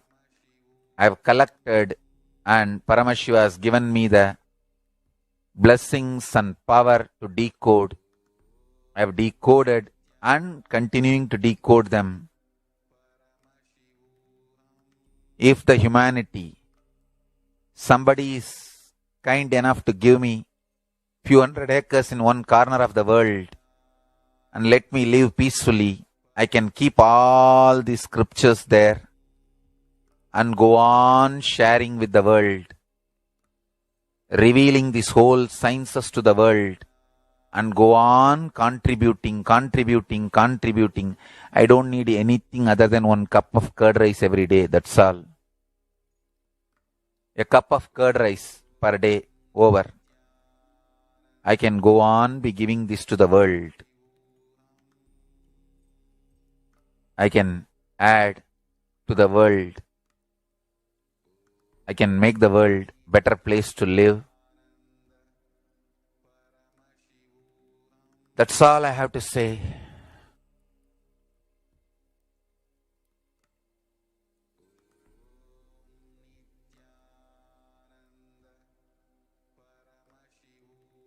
Thousands of medicines are described detail in ancient Siddha and Ayurvedic scriptures. Paramashiva has given me the power to decode them, read them, and properly translate and map them to the modern day human language. And I am ready to work 20 hours a day. I just need few hundred acres where I can sit peacefully and keep this library, run a Gurukul where thousands of people can learn this and share it with the world, understand.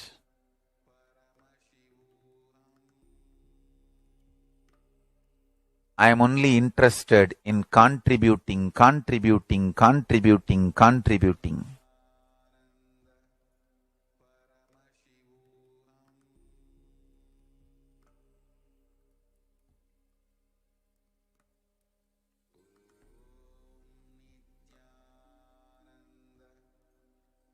If we can decode all this great knowledge, whole world can prosper from this knowledge. Whole world can enjoy from this knowledge. If I prosper, I will only create a university. I will not create anything else. If the Hindus prosper, they will only create education institutions. Because Hinduism is all about giving, contributing. If I prosper, I'll create university, that's all. Kailasa is all about university, to decode the ancient sciences and share with the world. Understand? Every day I am sitting and going on decoding, writing notes on my books and writing details on my books. Whether it is making human beings manifest powers, and I have also now started downloading and decoding the science of making animals manifest powers. Whether making people manifest powers or healing,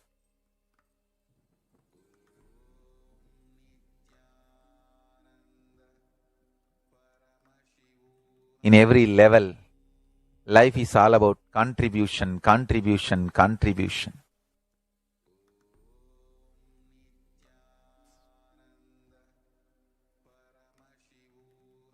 If you understand, hear, listen to the words of the Supreme Pontiff of Hinduism, you will understand why Kailasa is needed.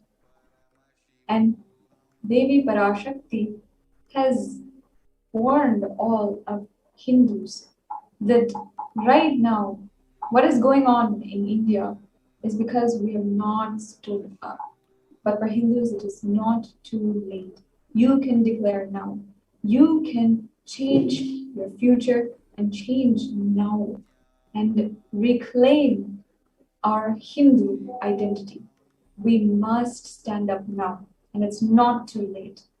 If you feel that this is your path, if you're a Hindu, if you are born Hindu, practicing Hindu, if you're sympathizing towards Hinduism, or you're even curious, or you're just wanting to explore Hinduism, now you can ask in this Devi Parashakti Akashic reading that you want to start reclaiming your Hindu identity. You want to stand up as a Hindu with the Supreme Pontiff of Hinduism, led by the Supreme Pontiff of Hinduism, and have her blessings and her grace and protection in this courageous and needed, survival needed effort. As we continue on in today's program, we will be understanding the different breakthroughs that people have had in this during the Devi Parashakti Akashic reading, and how you can have those breakthroughs in your life as well. How the Supreme Pontiff of Hinduism has literally opened up Kailasa to protect humanity and protect Indians and those who are really rushing, desperate for protection in Kailasa and Adi Kailash. So stay tuned for all of these upcoming segments as we go further on in today's program. For now, we will take a quick break and get right back with you.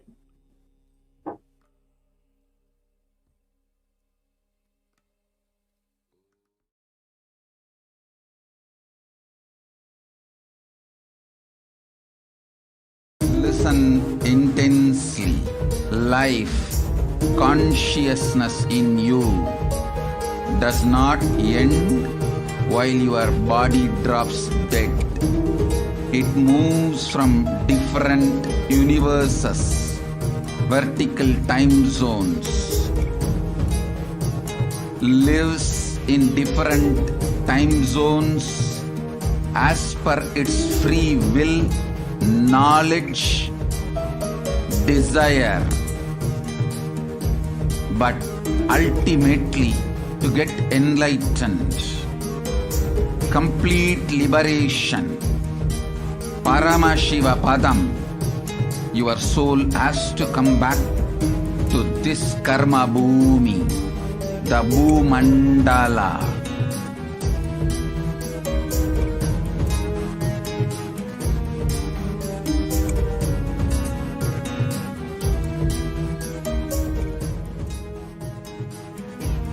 This bhumandala and the jati ecosystems, the caste ecosystems, Hindu, Jnana, Sannyasa, Yoga, Grihastha, multiple spiritual ecosystems are created for the souls to come back and rebirth and grow more and more towards enlightenment easily, quickly, in accelerated speed and space.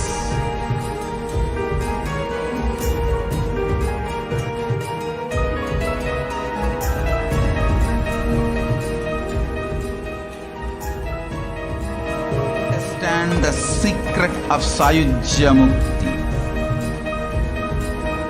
Your Kundalini Shakti experiences the bondage inside your body due to compulsive sexual appetite. All the male bodies building intense yogic body through yoga and pranayama, building the mind of Tyaga-centric, will heal your compulsive sexual appetite and make you reach Sayujya. All female bodies, love-centered care, serving every being, will liberate you from the compulsive sexual appetite and make your Kundalini reach Sahasrara, which is Kailasa, Paramashivapada, Sayujya.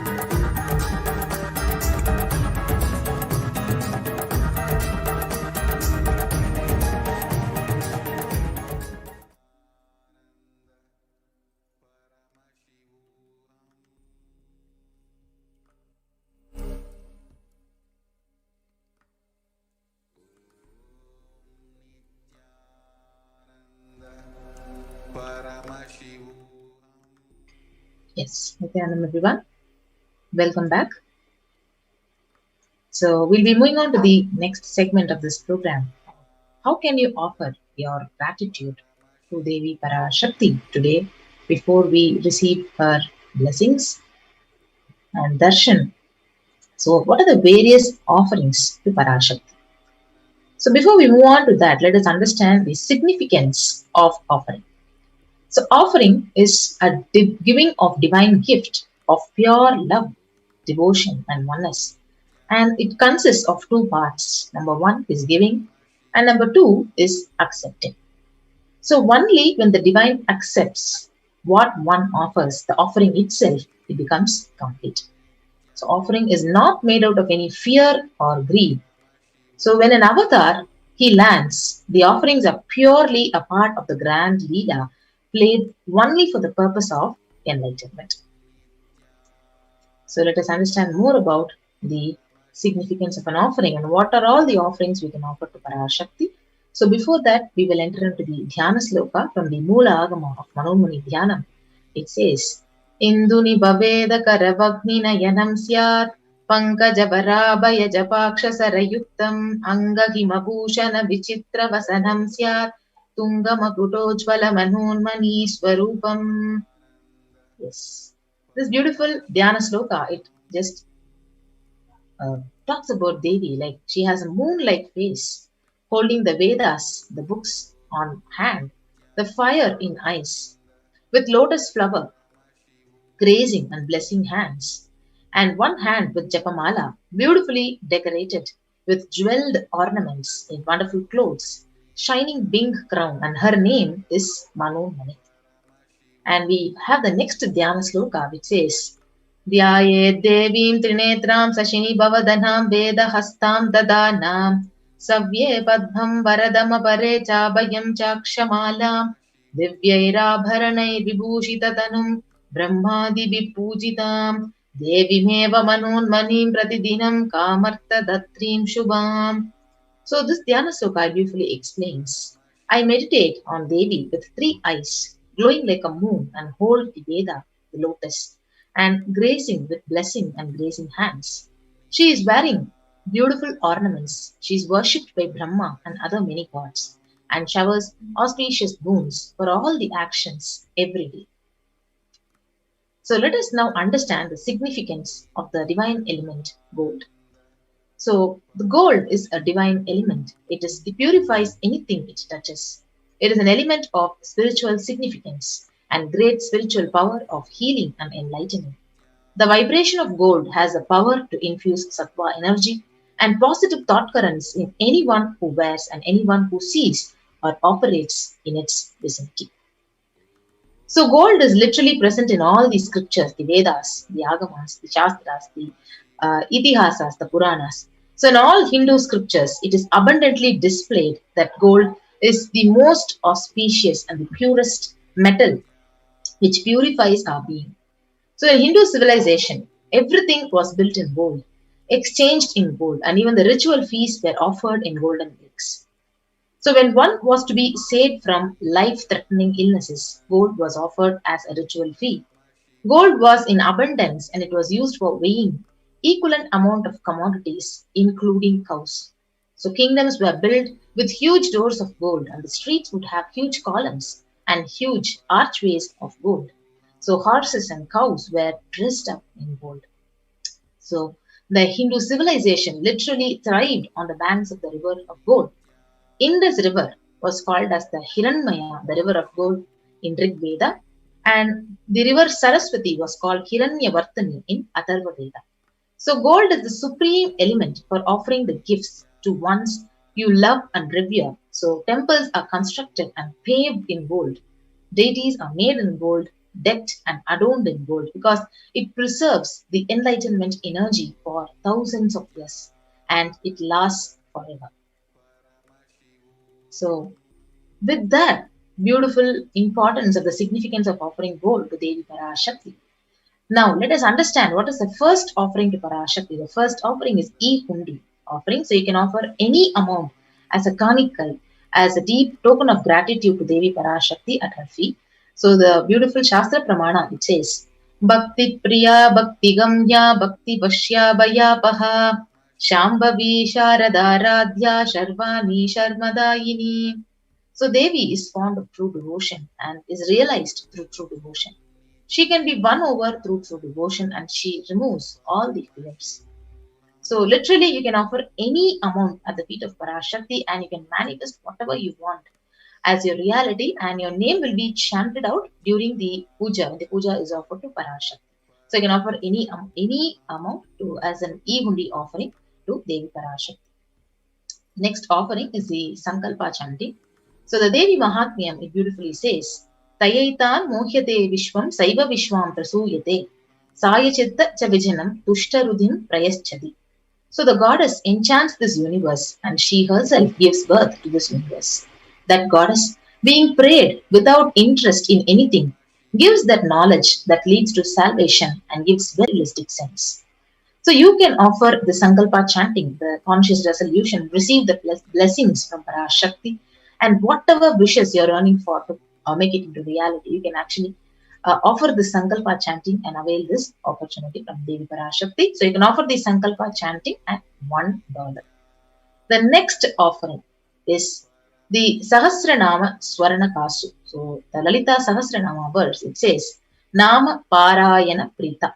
She who likes the repetition of her various names. So this is an offering of the 1008 names of Devi Parashakti and it is a very special and unique archana which is offered to the Mahameru of Devi Parashakti. So you can offer this golden coin which is inscribed with each of these 1008 names of Parashakti and literally awaken all the divine qualities, the Ananta Kalyana Gunas of Parashakti inside of you. So it is available at $755, $151, and $251. So the next offering is the offering of the finger ring with a pearl, the Mukta Anguti. So the Meenakshi Pancharatna, it says, Mukta Harala Satkirita Ruchiram Purnendu Vaktra Prabham Shinjannu Pura Kinkini Manidaram Padma Prabhavasuram Sarvabhishta Falapradam Girisutam Vani Rama Sevitam Meenakshim Pranatosmi Santatamaham Karunya Varam Nidhim. I bow to the goddess Meenakshi, whose crown has garlands of pearls and the face shining like a full moon, who wears anklets that are studded with gemstones and has small bells, who is shining like the splendor of lotus, who grants all the wishes, the daughter of the mountain, who is worshipped by the goddess Vani and Rama. I remain ever bowing to the goddess Meenakshi, the ocean of compassion. So literally you can offer this finger ring, the pearl finger ring, to Devi Meenakshi and receive the blessings to be showered by her compassion and pure love in all your business endeavors. So you can offer this finger ring with a pearl at $251, $501, and $750. The next offering is the Swarna Padma Pushpam, the golden lotus. So the Kamikagama verse, it explains all the kalasas should be wound around with suitable thread and covered with new cloth. So they should be adorned with lotus flower made of gold. So the significance of lotus flower is very beautiful in the Hindu tradition, that hundreds of scriptural references are there where each of the worships, it involves the lotus flower, the lotus pericarp, or the lotus petal. So it is itself is a divine flower. So you can offer this lotus flower of any size you wish to, and you can receive the blessings of Parashakti, literally to awaken the state, the space, and the powers of Parashakti in your inner space. So any kind of an adverse situation you're facing in your life, you can offer this Swarna Padma Pushpam, the golden lotus, and remove the obstacles. So you can offer this at $600, and you can go into the link tiny.cc/Devi-offerings. The next offering is the offering of the golden toe ring, the Swarna Metti.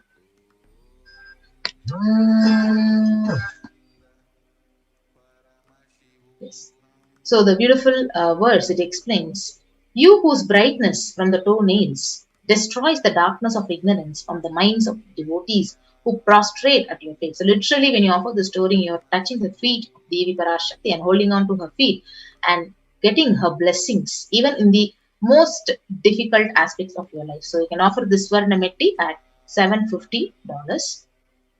So the next offering is the offering of the Swarna Mangtika, the golden hairline jewelry.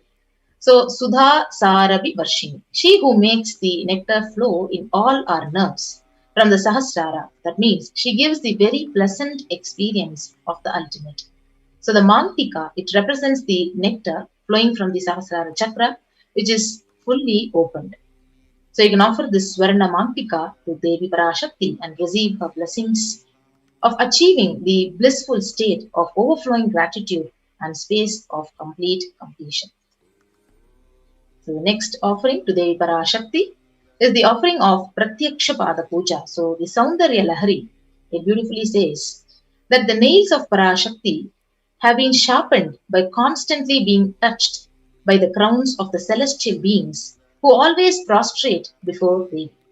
So Tamo Guna is darkness, and in this sloka, the tamas is indicative of ignorance in the minds of devotees, and by constantly prostrating before Devi, their ignorance is removed and they attain knowledge.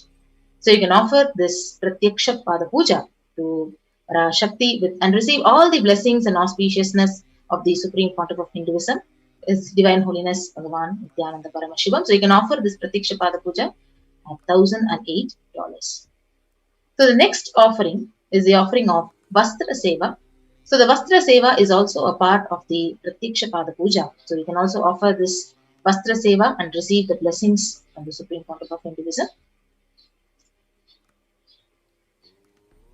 So here we have the list of all the offerings to Devi Parashakti, the e-hundi offering. So you can offer any amount at the feet of Parashakti and offer it as a kanika to the feet of Parashakti. Next is the Sankalpa chanting, the offering your conscious resolution for $1.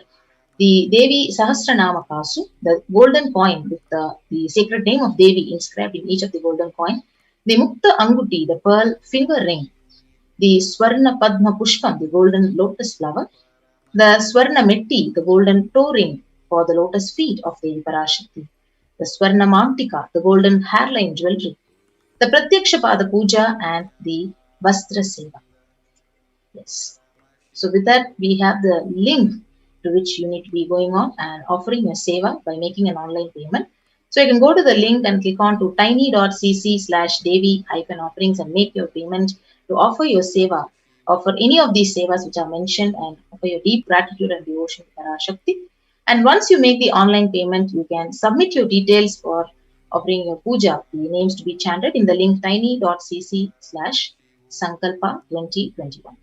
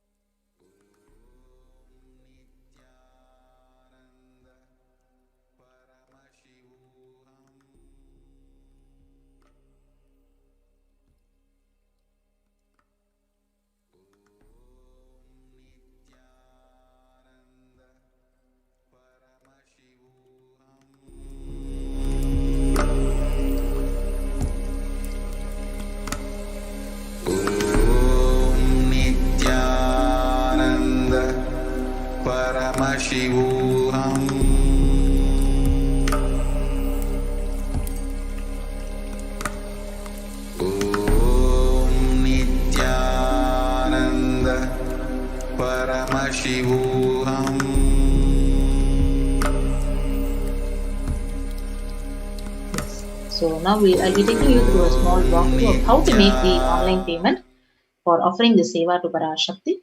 So once you click on to the link tiny.cc/Devi-offerings, you'll be guided to this page, and you can go and choose an option. So whichever option you want, you can actually opt for that seva. For example, if you want to offer the Swarna Padma Pushpam, you can go and click on to the Swarna Padma Pushpam and add to the cart.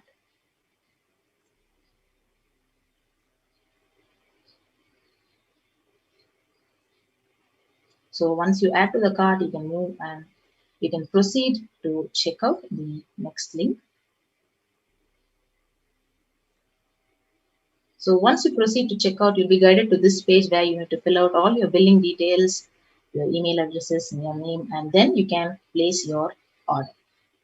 So after you place your order, you can go to the next link to submit your names for the Sankalpa chanting. Go to the link and click on to the next and fill out all the details, your name, your country, and all your details, and select the Devi Parashakti Bhava Samadhi Darshan option. And once you click on to the next, your names will be chanted during the puja. So this is one more option where you can offer your e-hundi offering to Parashakti, your Kanikai. So under the live stream option in the YouTube, you can go ahead and click the super sticker and the super chat option to offer your e-hundi offering to Parashakti. So these are the various ways you can offer the sevas to Parashakti today during the Akashic reading and Bhava Samadhi Darshan of Parashakti herself. So with that, we come to the conclusion of the session and we'll be going on to the next segment of this program after a short break.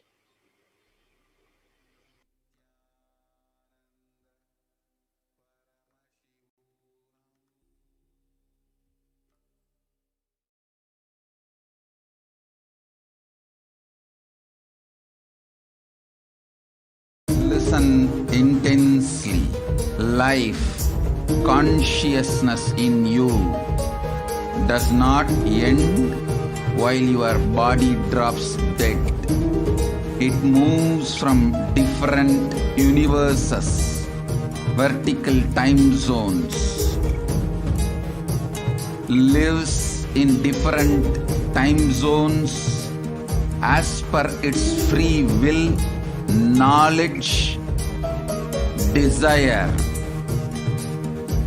but ultimately to get enlightened, complete liberation, Paramashiva Padam, your soul has to come back to this karma bhumi, the Bhumandala.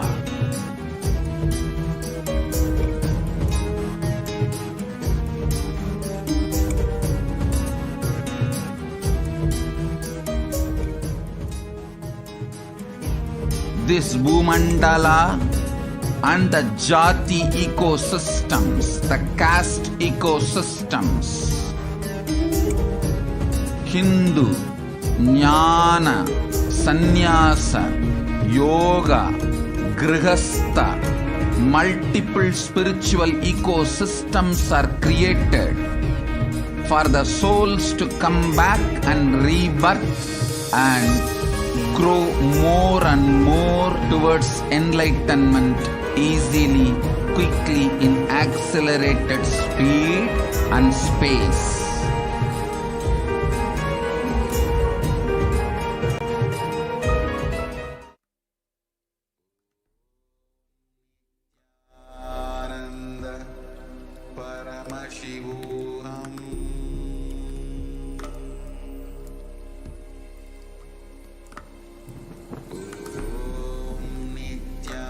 Nityananda Paramashivam. Nityananda Paramashivam.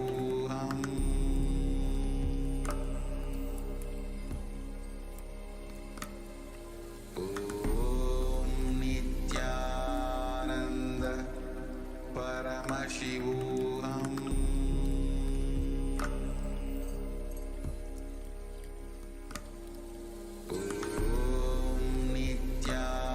Nityananda Paramashivam.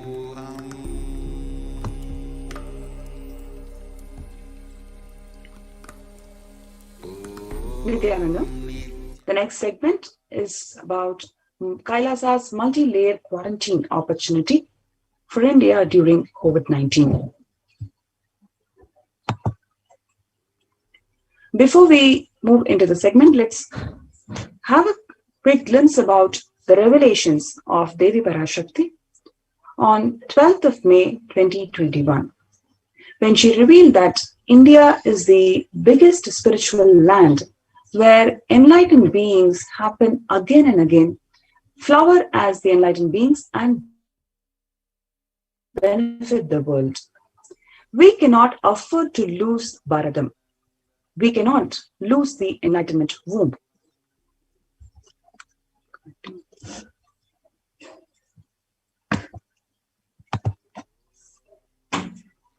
In order to save the world, save the cosmos from the cosmic deluge, I built a ship called Adi Kailasa. In order to protect the humanity from the cosmic deluge, I gathered together all the spiritual energy of the cosmos and built the ship called Adi Kailasa. Due to the cunning strategy of the treacherous people and the ruling of the enemies, the captain of the ship itself had to leave the ship.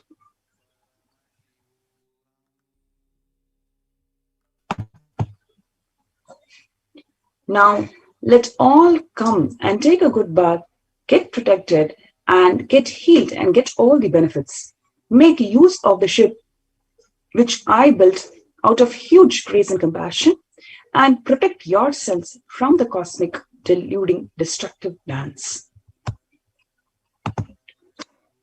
For India, I made the ship as protection, the Nityananda Navapashana Lingam in Vaidya Sarovar. Go to Adi Kailasa, crores of people will come there looking for health, Navapashana water, feast and medicine. To get the health and protection and enlightenment, for all of them give Annadan. To protect India from great destruction, I, Parashakti, make this huge ship. Even if the captain of the ship is not there, ship is there. So what we saw from the revelations of Devi Parashakti, even if the captain of the ship is not there, the ship is there.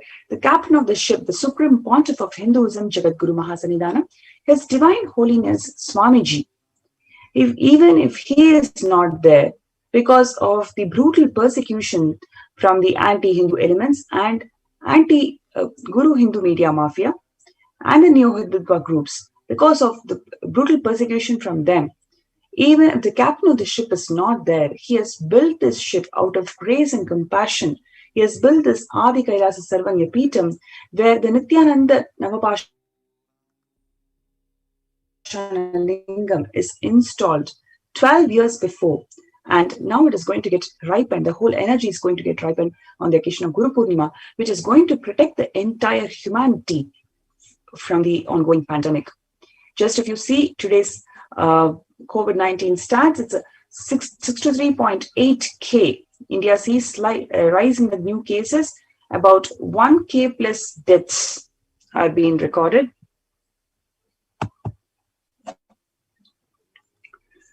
The coronavirus new variant, new Delta plus variant in India, all you need to know about the new strain. So finally, the community, scientific community has now identified the new variant. So far, the new variant was not identified, and that led to medical diagnostics problems. But finally, they have found out the new Delta variant. But even then, after finding out, there's going to be still more issues from the medical community in terms of developing the assay and diagnosis further.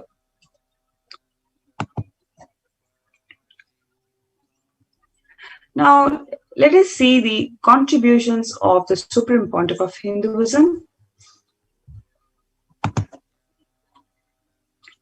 for which he was persecuted. What made these anti-Hindu elements to persecute Swamiji? If you see Swamiji's contributions, it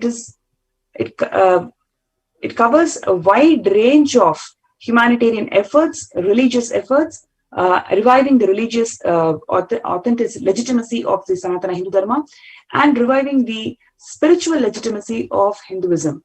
So the meditation classes were conducted in local schools by the Kailasa's White Om International Agency, Sovereign Order of Kailasa, which is personally guided and blessed by the Supreme Pontiff of Hinduism.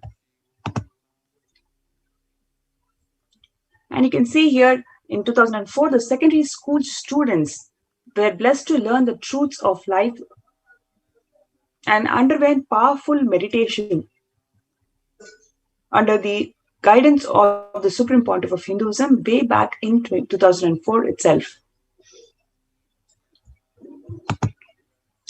In 2006, Swamiji guided the school students again in the super conscious living. This is one Trichy in Tamil Nadu. This is way back in 2008 with the engineering college students.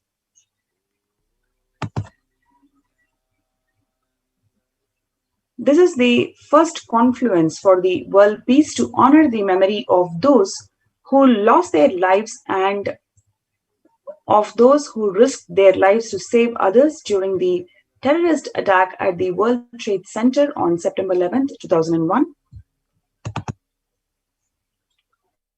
This is from the Peace March to unite the people of all the religions for peace, was initiated by heads in southern India. This is from January 2009. This is from the Peace Walk by the Peacekeepers of the Sovereign Order of Kailasa in South India.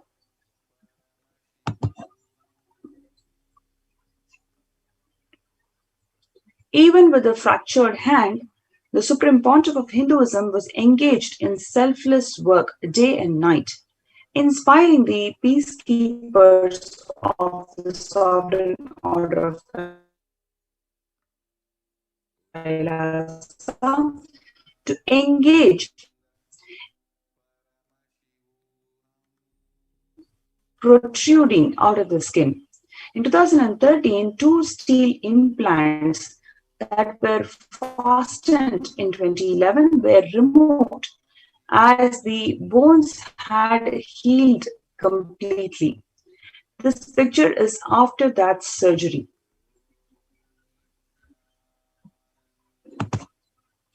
And here you can see in 2006, a monk of the Sovereign Order of Kailasa donating blood. This is was around 2009 the representatives of Kailasa's Red Om handing over their collected donation for Karnataka's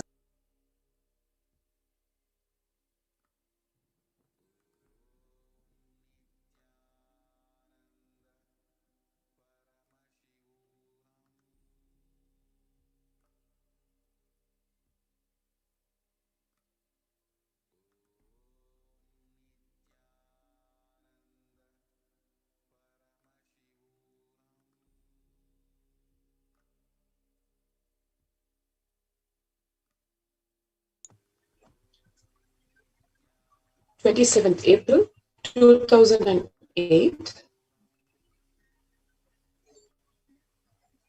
a spiritual conference and meditation program led by the Supreme Pontiff of Hinduism, organized by Kailasa's White Om, attended by the citizens of Kailasa.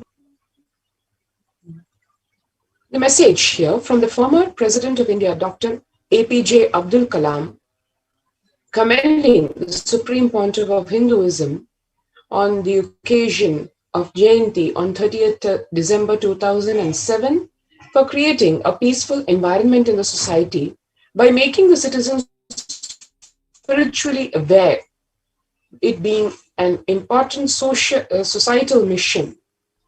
And he recognizes that Nithyananda mission, Kailasa, is across 33. And here you have the former President of India during a meeting in Delhi, and he releasing the flagship book, and he's giving this whole commendation and very heartfelt wishes and his message to the world saying, Swamiji, it is such a joy to experience your blissful smile. When we were children, we lived blissfully, smiled a lot, and were really happy and fulfilled. But as we grow, we lose our smile. Yet when I see you carry and radiate such a divine bliss. If I could ask you for something, Swamiji, I would request you to spread the same bliss that you carry inside you to the entire world. If you could do that, I would be very happy. And needless to say, that is exactly and a lot more than what the former President of India asked the Supreme Pontiff of Hinduism has been giving to the world in various levels.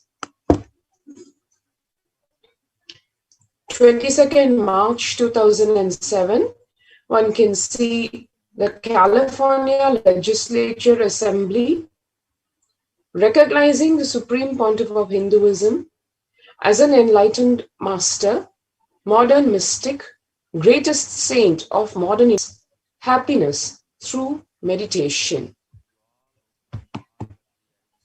9th November 2007, the Senate of the State of California recognizing the Supreme Pontiff of Hinduism for his spirit, dedication, efforts to raise awareness of the Vedic tradition and to usher positively on global peace and universal brotherhood.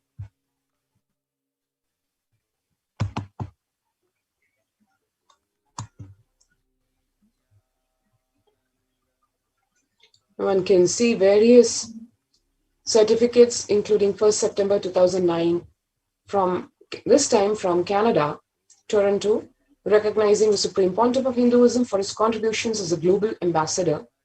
Across India, across the West, US, Canada, the Supreme Pontiff of Hinduism, his efforts to bring about a complete transformation, superconscious breakthrough in humanity, being recognized by worldwide leaders. 6th October 2009, Oklahoma City acknowledging the Supreme Pontiff of Hinduism for his unselfish service to the people of Oklahoma City while serving for their spiritual well-being. So the whole world, in a very short time, recognizing the Supreme Pontiff of Hinduism and his contributions to humanity at large. Coming back to India, 30th April 2016, a postage stamp on the Supreme Pontiff of Hinduism was released by the Indian Postal Department on the occasion of the Kumbh Mela, which is the largest spiritual gathering on the planet Earth. 24th October 2015, the Senate of the State of California recognized and congratulated the Supreme Pontiff of Hinduism for highlighting and educating the community on Kumbh Mela. And 11th October 2015, one can see the Akhil Bharatiya Akhada Parishad, which is the apex body of Hinduism, giving the authorization and requesting the Nityananda Hindu University, which is as only organization that can conduct the Kumbh Mela festival outside India. Here it is saying, the letter which is saying, since 2007, Nityananda University and Nityananda Sangha have successfully conducted 4 Kumbh Mela events in the United States of America, and we are confident that they will continue to do so in a way that preserves the sanctity and significance of the festival.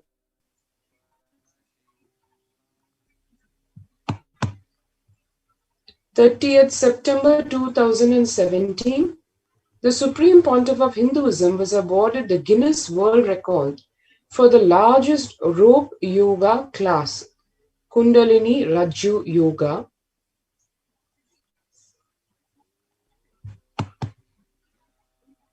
October 2017, the Supreme Pontiff of Hinduism was awarded the Guinness World Record for the largest pole yoga, Shiva Stamba Yoga class. And no other spiritual leader having such a credential to his credit, where 3 Guinness World Records, and in a pretty short span of 3 months, 16 December 2017, yet again another world record, the largest human Om symbol, and which is being given to the Supreme Pontiff of Hinduism and the Nityananda University at Bangalore on 16 December 2017. So, across the world, within India, and setting world records, which for a lifetime is an achievement for someone, in this case, the Supreme Pontiff of Hinduism establishing 3 Guinness World Records in 3 months. And 18th October 2017, a whole city, the city of Montclair, is declaring Paramahamsa Nityananda Day in recognition of the Supreme Pontiff of Hinduism's contribution to the superconscious evolution of humanity. Across the whole decade, way back in 2012, the Supreme Pontiff of Hinduism was named among the world's 100 most spiritually influential personalities by a renowned esoteric magazine, Body, Mind, Spirit. One can see here, Supreme Pontiff of Hinduism listed as one of the top world influential personalities. And a few years back, 31st May 2018, this time in the field of humanities, the Supreme Pontiff of Hinduism was conferred the honorary doctorate in humanities by the Commonwealth University. 29th October 2018, the United Nations Global Development Organization respectfully presented to the Supreme Pontiff of Hinduism for, you see, the certificate for the superconscious evolution of humanity. 25th April 2019, the Azteca University in Mexico recognized the tremendous scientific contribution made by the Supreme Pontiff of Hinduism in the field of superconsciousness and awarded him an honorary doctorate in the sciences for this. So one can see, spanning the whole spectrum, be it certificates of recognition, invitations, receiving the keys to the cities, honorary doctorates, Guinness World Records. Everything and much more is what the world showered on the Supreme Pontiff of Hinduism in the whole decade.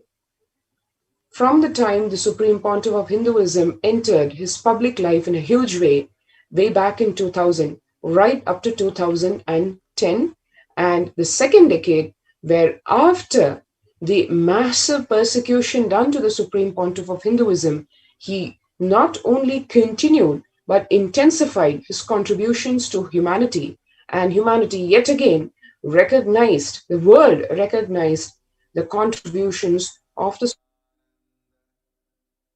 Supreme Pontiff of Hinduism.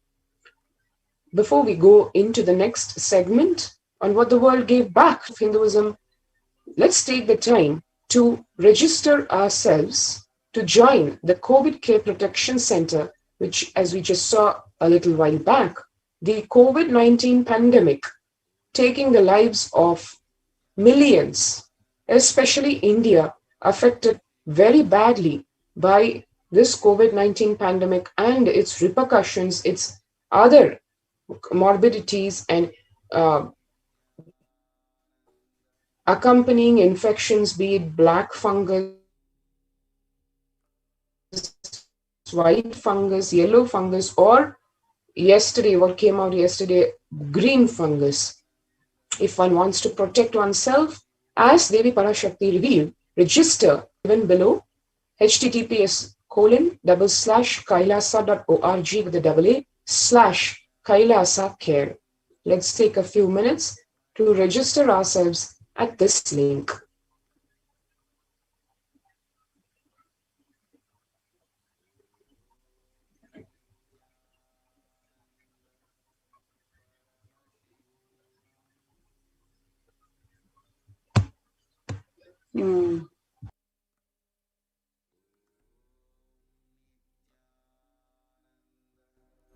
Paramashivam.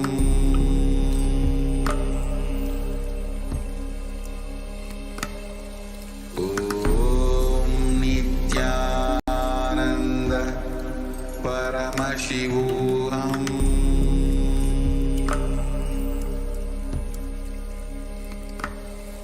Om Nityananda Paramashivam.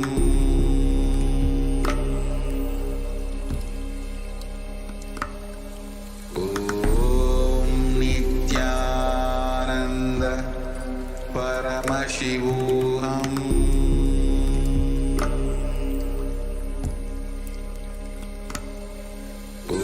Om Nityananda Paramashivam.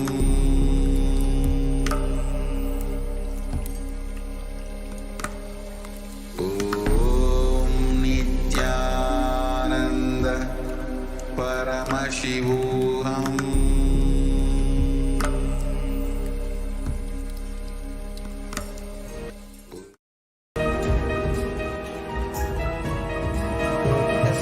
The secret of Sayujya Mukti. Your Kundalini Shakti experiences the bondage inside your body due to compulsive sexual appetite. All the male bodies building intense yogic body through yoga and pranayama, building the mind of Tyaga centric, will heal your compulsive sexual appetite and make you reach Sayujya. All female bodies, love-centered care, serving every being will liberate you from the compulsive sexual appetite and make your Kundalini reach Sahasrara, which is Kailasa, Paramashivapada, Sayujya.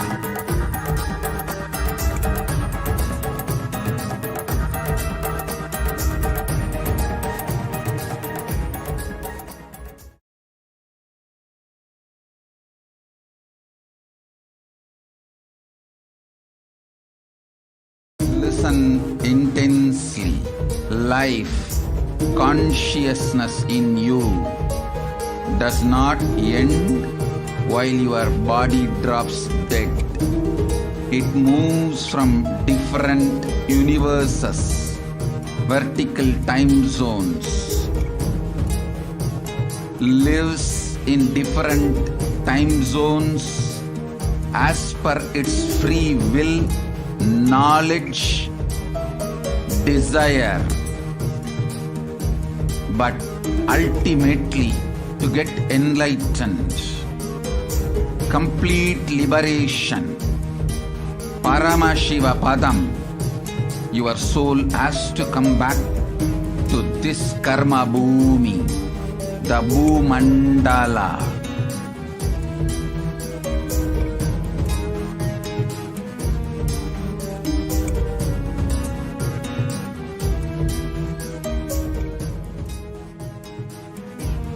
This Bhumandala and the Jati ecosystems, the caste ecosystems, Hindu, Jnana, Sannyasa, Yoga, Grihastha, multiple spiritual ecosystems are created for the souls to come back and rebirth and grow more and more towards enlightenment easily, quickly, in accelerated speed and space.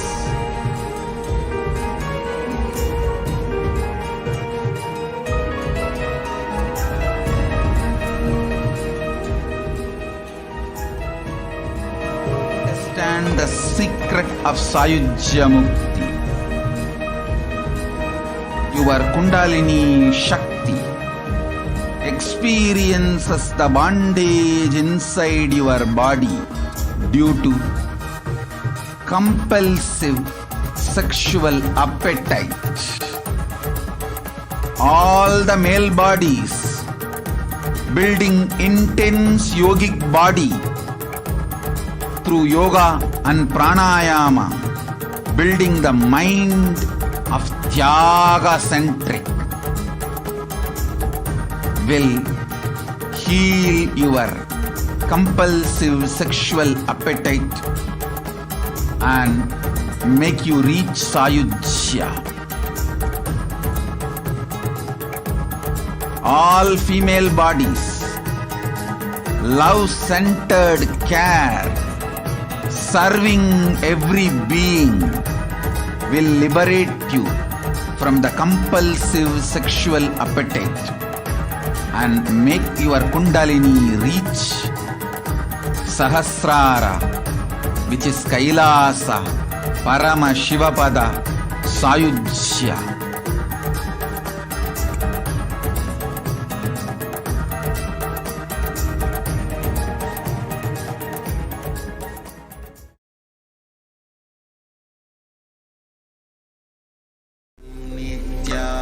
Nityananda Paramashivam.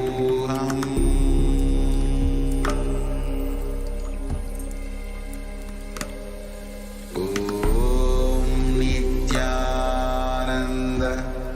Paramashivam.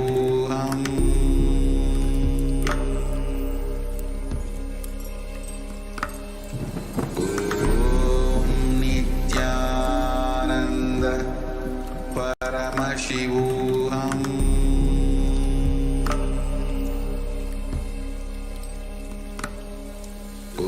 Om Nityananda Paramashivam. Om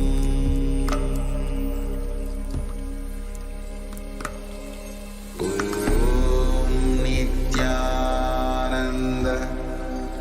Paramashivam.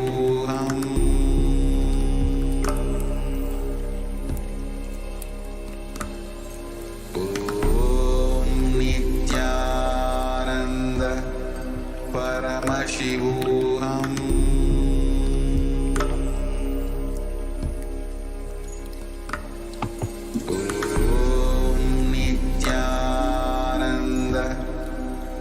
Next, we are going to see the persecution of the Supreme Pontiff of Hinduism. What made these anti-Hindu elements to attack the Supreme Pontiff of Hinduism?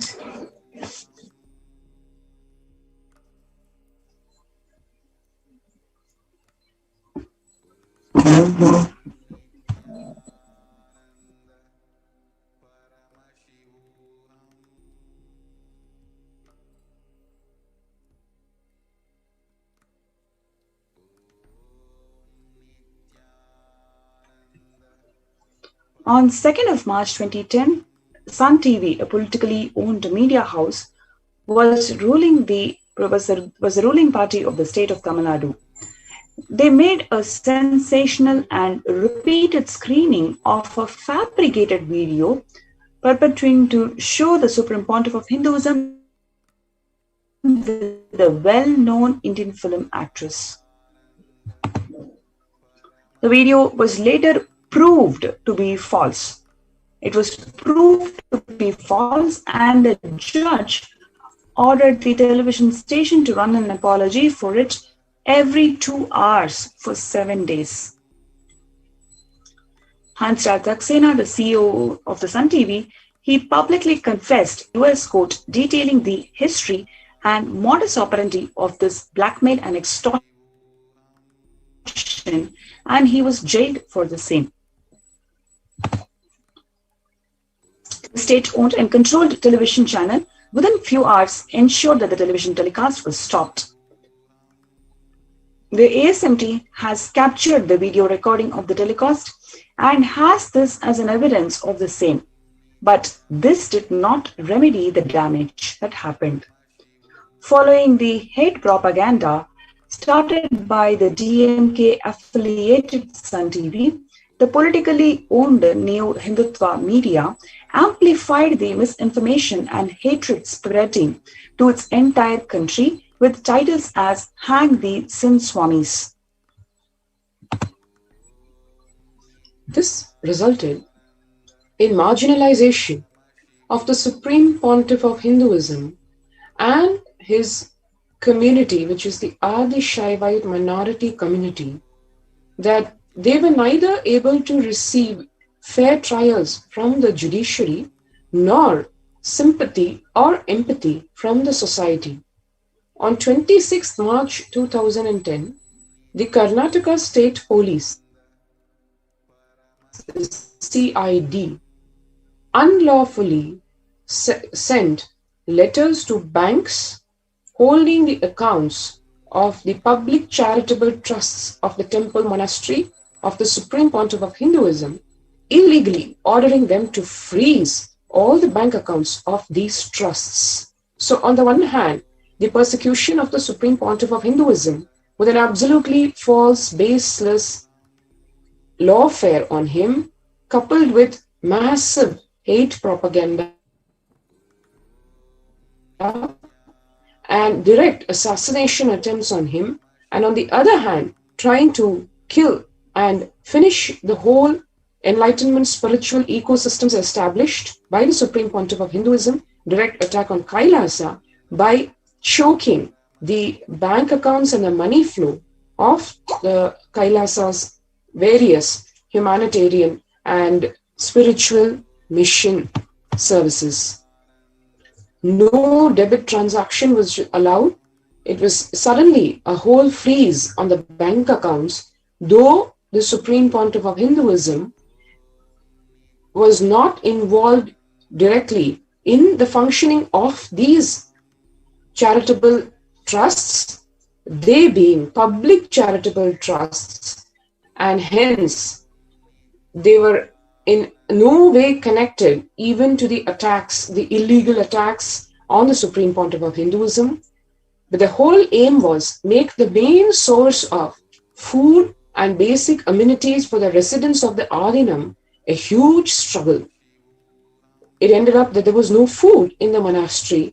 The residents were pushed to a crisis. The whole aim was shake and collapse the whole ecosystem so that people literally have to abandon the ship and run away. The residents were pushed to crisis and they were forced to survive by drinking rainwater, which collected underground, and lived by sorting, literally, the good grains from the rotten ones and sit and sift through worm-infested rotten grains to just get some good grains. When the residents appealed to the court to seek relief against this absolutely illegal act of the state, the judge went on to make a mocking statement in the open court: if there is no food, eat air. Several residents and full-time volunteers actually had to flee the monastery due to starvation. Several social welfare and spiritual services of the monastery had to be discontinued. Although the Indian law and customary international law and treaties unanimously declare presumption of innocence of an accused until proven guilty, this fundamental right of the Supreme Pontiff of Hinduism and his disciples have been repeatedly targeted and denied for over 10 years because of undue influence and misinformation by powerful state-funded media houses.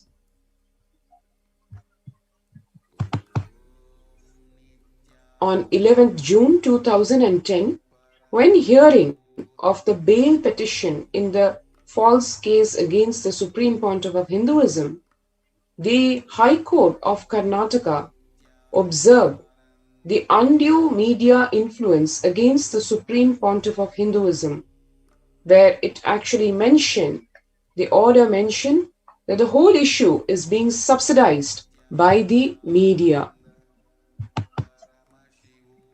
What does the word subsidy mean?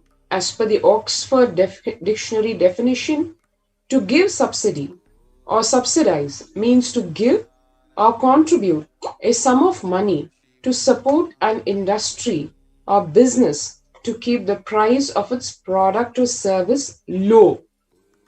What the High Court observed was that the attacks and allegations on the character of the Supreme Pontiff of Hinduism were funded by the media, not sustained or corroborated by facts or any complainant or witness who was part of any case. One can see here the newspaper itself highlighting the facts that the court took serious exception to filing an incomplete affidavit when it found that the affidavit did not disclose anything on the recordings of statements by witnesses with regard to the case.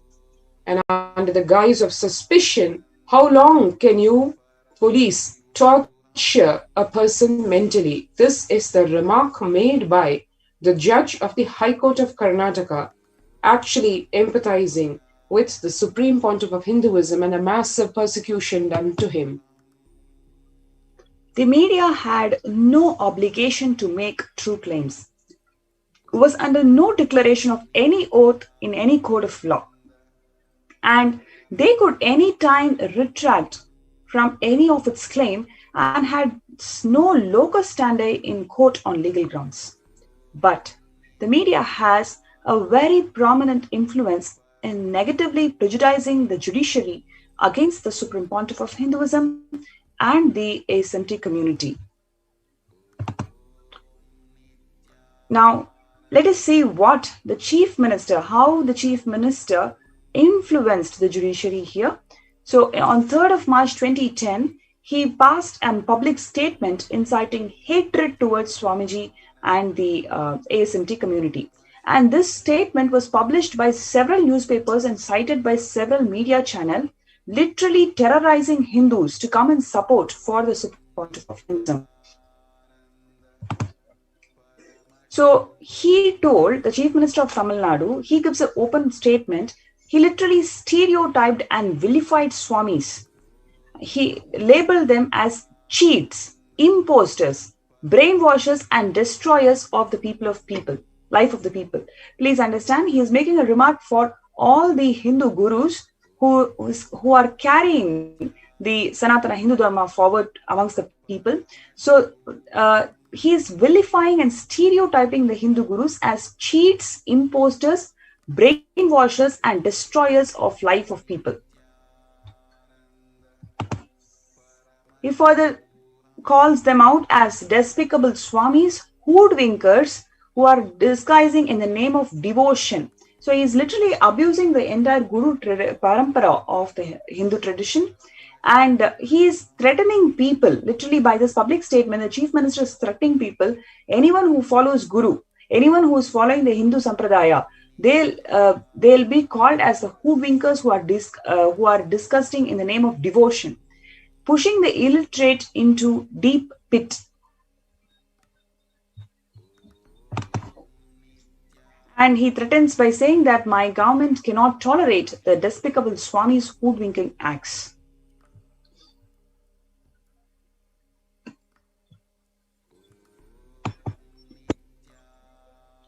People who are deeply buried in ignorance, who cannot still understand these, or even if understood, do not want to change. Those fickle-minded people who have fallen prey to these swamis and destroying the society. So he labels people who follow gurus, people who follow the Guru Sampradaya, they are fickle-minded people. And he goes on to tell that they are destroying the society. So this is how the hate speech was spread by the chief minister of a state itself,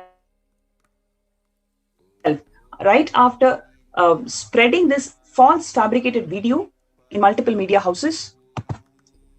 And the chief minister explained his stand on practicing Hindus who followed gurus like Swamiji as this government won't be a mute spectator of those fickle-minded people who have fallen prey to the Swamis and destroying the society.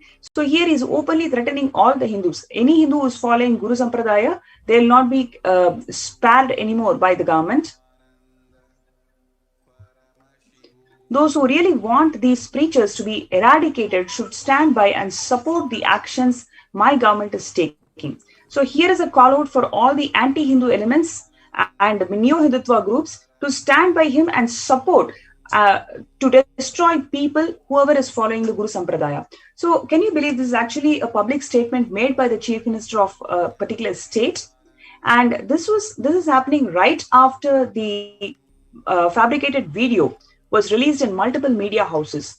This whole propaganda is hate inciting and it is threatening Hindus to follow Guru Sampradaya.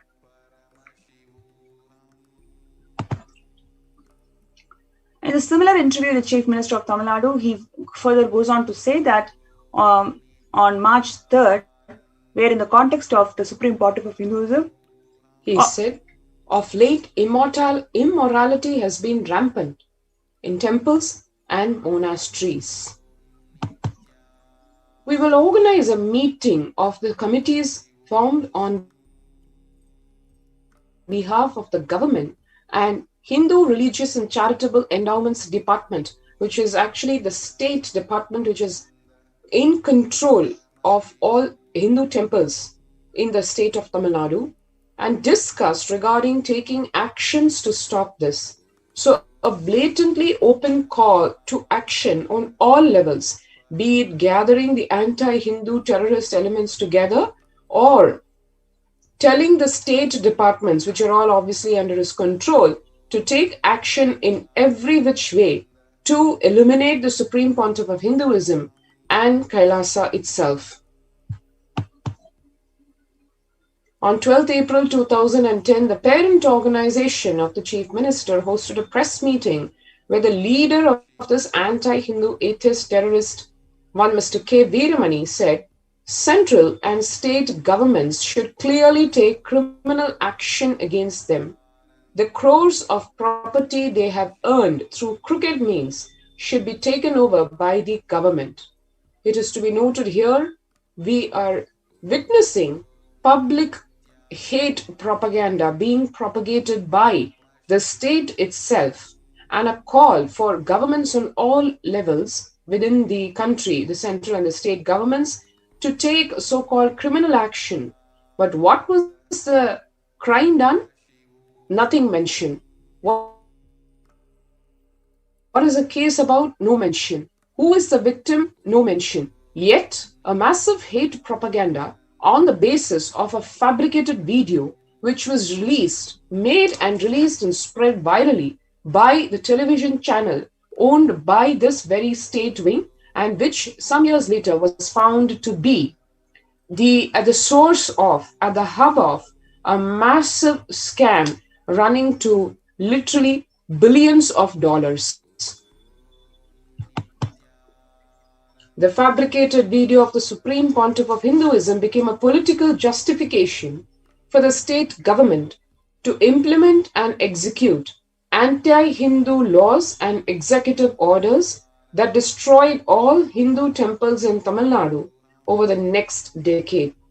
Earlier on 5th March 2010, just 3 days after the fabricated video was released, the same leader of the anti-Hindu terrorist elements had given an interview where he said, in the context of the Supreme Pontiff of Hinduism and other Hindu gurus, if you probe them, they will ultimately end their life in jail, almost national criminals.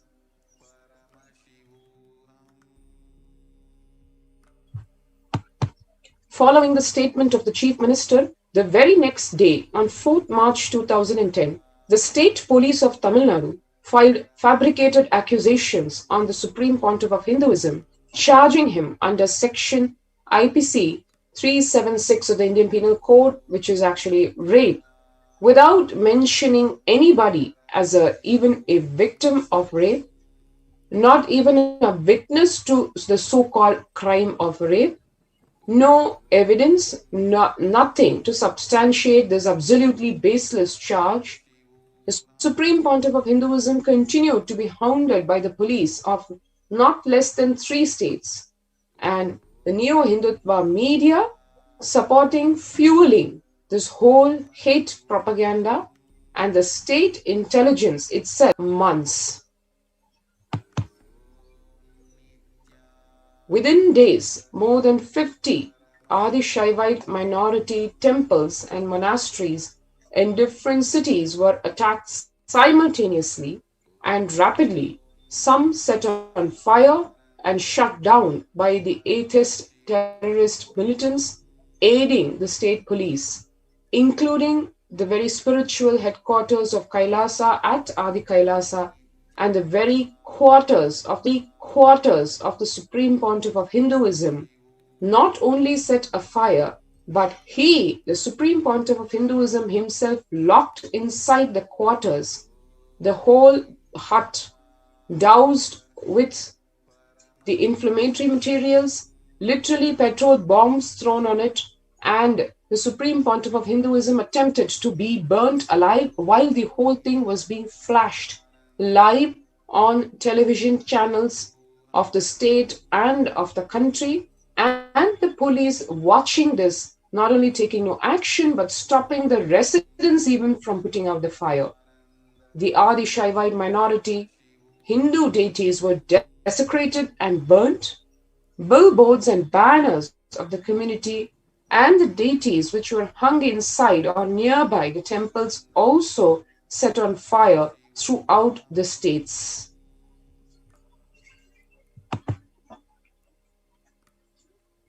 The Tamil Nadu State Police fabricated the accusations against the Supreme Pontiff of Hinduism.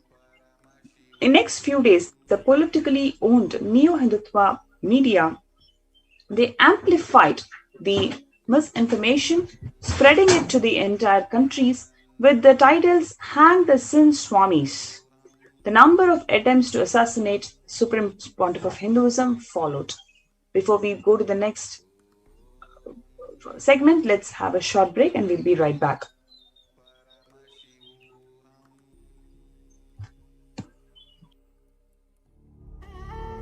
What I mean by the word e-Kailasa, listen intensely. Enlightenment ecosystem, literally enlightenment itself, in your own home, wherever you are. If you cannot come to Kailasa, it's okay. Kailasa can come to you. Kailasa coming to you is E-Kailasa.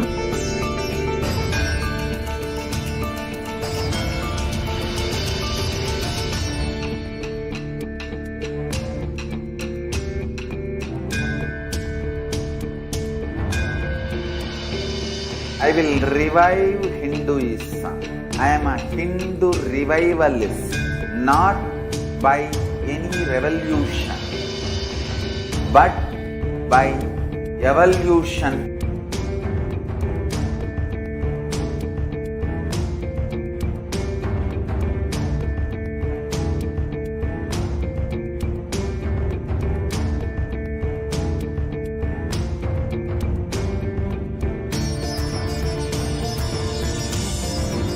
And setting model community.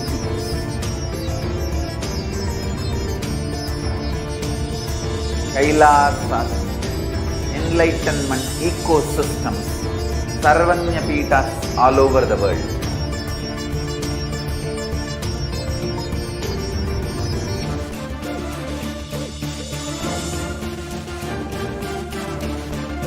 All powerful cognition, knowledge, only when you live power manifestation and possibilities manifestation happens. It's a fundamental truth.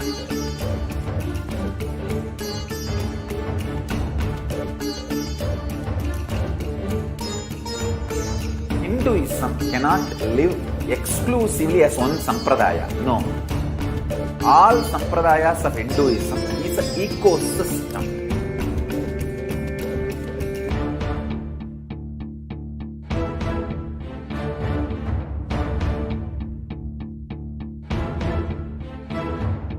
So don't keep quiet thinking that if one sampradaya is attacked, only that sampradaya is going to be affected.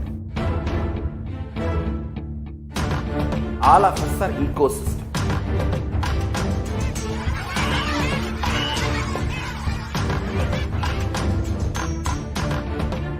I invite all of you to get involved and enjoy Hinduism by the principle of Dharmo Rakshati Rakshitaha. When you protect Dharma, Dharma protects you. We will make the whole planet flourish spiritually. The spiritual prosperity will happen to the whole planet. We all have to coexist together.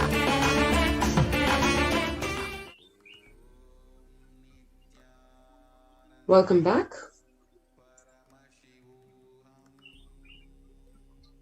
On 3rd March 2010, 100 militants of the Karnataka Rakshana Vedike and other neo-Hindutva militant groups entered the Bangalore monastery, ambushed the residence hut of the Supreme Pontiff of Hinduism, pushed him inside the hut and set it on fire while the police watched and did not allow even the monastery residents from putting out the fire.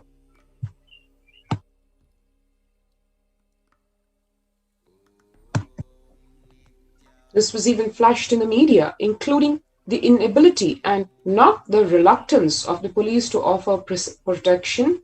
The police threatened the monastery residents of filing fabricated accusations against them, such as possession of skin of endangered animals, unless they forfeited the monastery. To normalize the society, multiple television channels with neo-Hindutva affiliations aired the assassination attempt alive.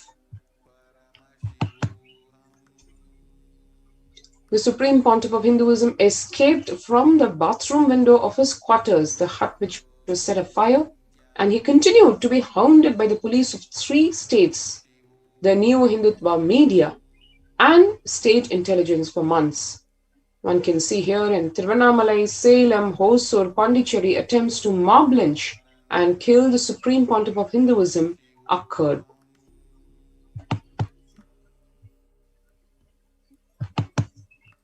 Fourth March of 2010, about 2 days after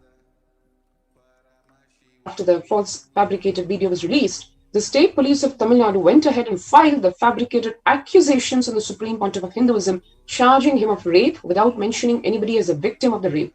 25th March 2010, the Supreme Pontiff of Hinduism's anticipatory bail was denied by the High Court, citing apprehension of the petitioner is unfounded, saying that there was no basis on which the Supreme Pontiff of Hinduism could be arrested because there was no case, no victim, nothing. So he did not need bail. 25th March 2010, in the anticipatory bail was denied by the High Court, saying the very same thing. The Supreme Pontiff of Hinduism could be arrested as no investigation, could not be arrested technically, legally, as no investigation records mentioned him as involved in any crime being investigated. And the court said he did not need a bail, and so denied the petition. The court also directed the Council of the Supreme Pontiff of Hinduism to approach the right forum for bail if required.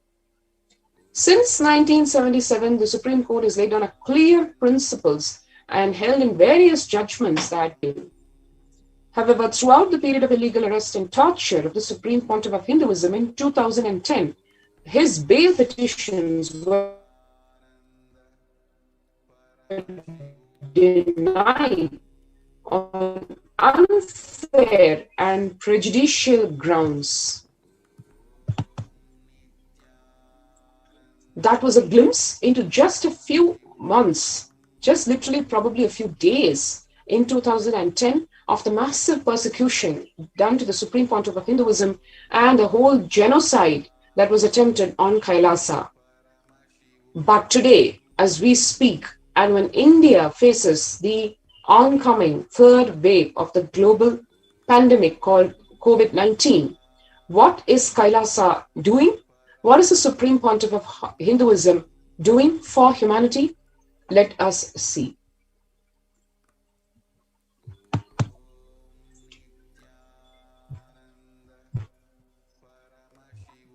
New COVID care centers were opened across India. That includes the Adi Kailasa in Bidadi, Salem Adinam in Tamil Nadu, Thiruvannamalai Adinam in Tamil Nadu, Rajapalayam Adinam in Tamil Nadu, Puduvai Adinam in Tamil Nadu, Pattanam Adinam in Tamil Nadu, Sirakapadi Adinam in Tamil Nadu, Sripuram Adinam in Tamil Nadu, Avattipalayam Erode in Tamil Nadu, Hosur Adinam in Tamil Nadu, and Baroda Adinam in Gujarat.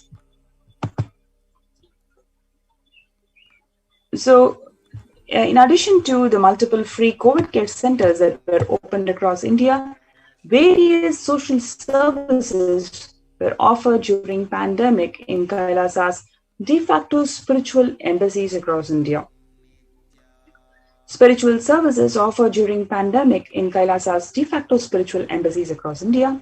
And apart from all of this, the Devi Parashakti has been blessing the humanity with cosmic revelations.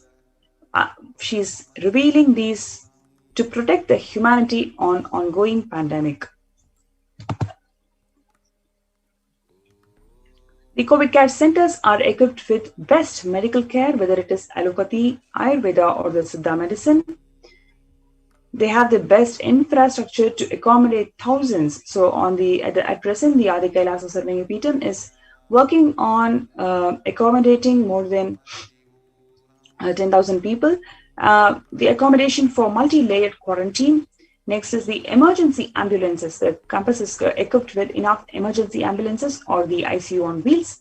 Campus is also equipped with enough fire safety equipment maintenance. Then you have personal protective medical equipment. Then the food security management through food banks. So the groceries are stored for next 3 years to enable the Annadan is happening every single day for the next 3 years. Next is the organic farming, ensuring sustainable practices are available in the campus. We are also doing the organic farming. So you can register yourself to be part of this COVID care protection centers. You can register yourself through this link, kailasa.org/Kailasa Care. KAILAASA.org/KAILASA KAILASA, care, CARE. So let's take a few minutes to register ourselves through this link, and we'll be right back.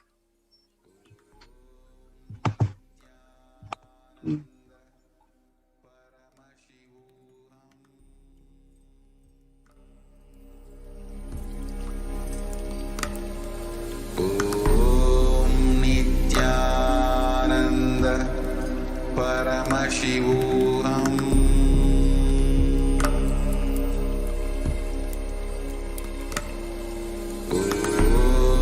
Nityananda Paramashivam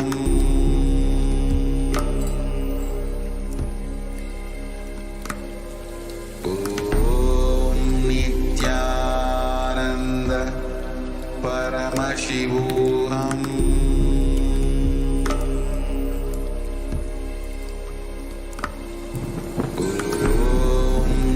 Nityananda Paramashivam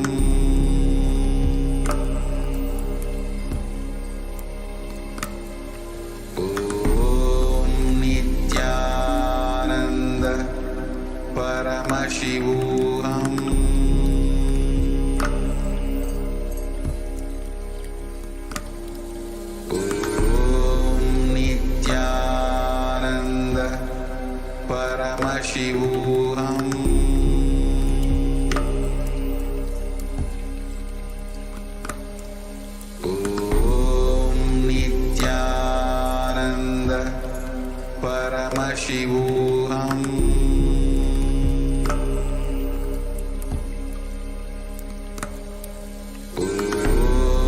Nityananda Paramashivam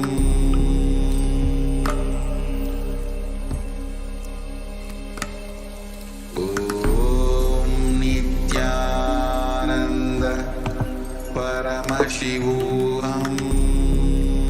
Welcome back.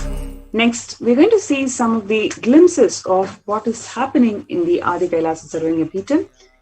In the COVID care centers, you can see how the participants are blissfully enjoying the morning spiritual routine, which includes yoga and Shiva Puja in the enlightenment ecosystem in Adi Kailasa. The morning spiritual routine makes up the first 5 hours of anyone's day. It is one of the most fundamental and vital practice for any seeker, anyone on the path to achieve enlightenment, on its path to achieve the superconscious space of Paramashivoham. Kailasa's Department of Human Services is responsible for overall needs of all the visitors of Adi Kailasa. The Minister of Infrastructure reconciles their current standing and status of housekeeping, taking note of what needs to be upgraded and procured to make each multi-layered quarantine facility self-sufficient.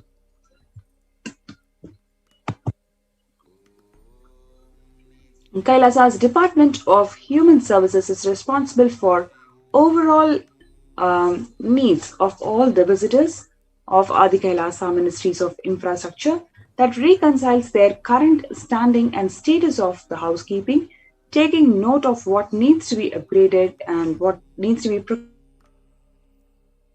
procured to make sure each multi-layered quarantine facility is self-sufficient.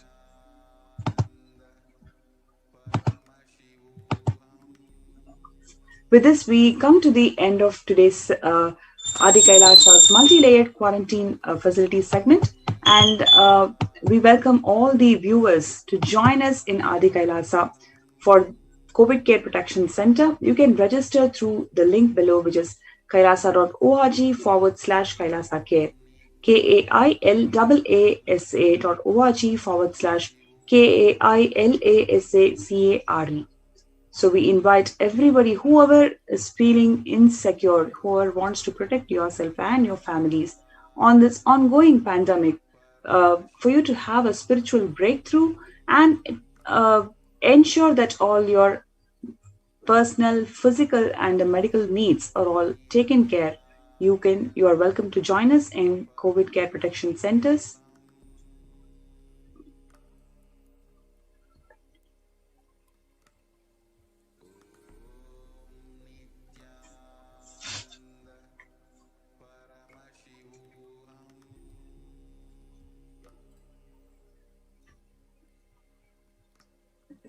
Next, we will be having the power manifestation session. So before we go to the next segment, let's have a short break.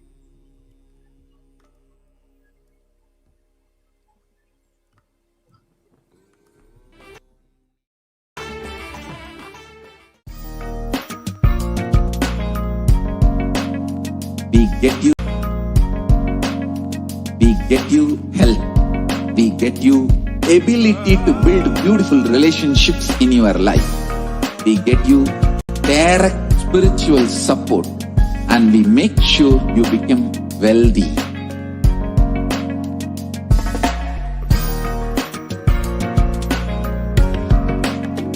We won't stop giving you just good life. We will literally not stop till you live enlightened life. Manifesting the state of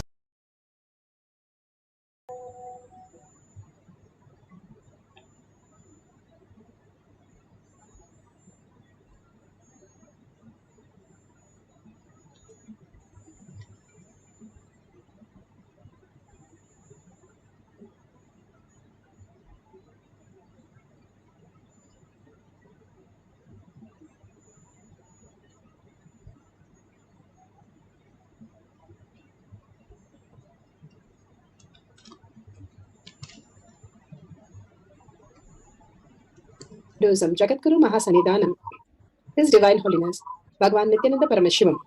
Let's start with the Sadguru Vandanam. Nityanandam Paramasukanam Kevalam Jnanamurtim Dvandvatitam Gaganasadushnam Tattamasyadi Lakshyam Ekam Nityam Vimalamachalam Sarvadi Sakshi Bhutam Bhavatitam Trigunarahitam Sadgurum Tam Namami. Let's go through the disclaimers. Security measures. No photography, video, audio recording. Important cautions.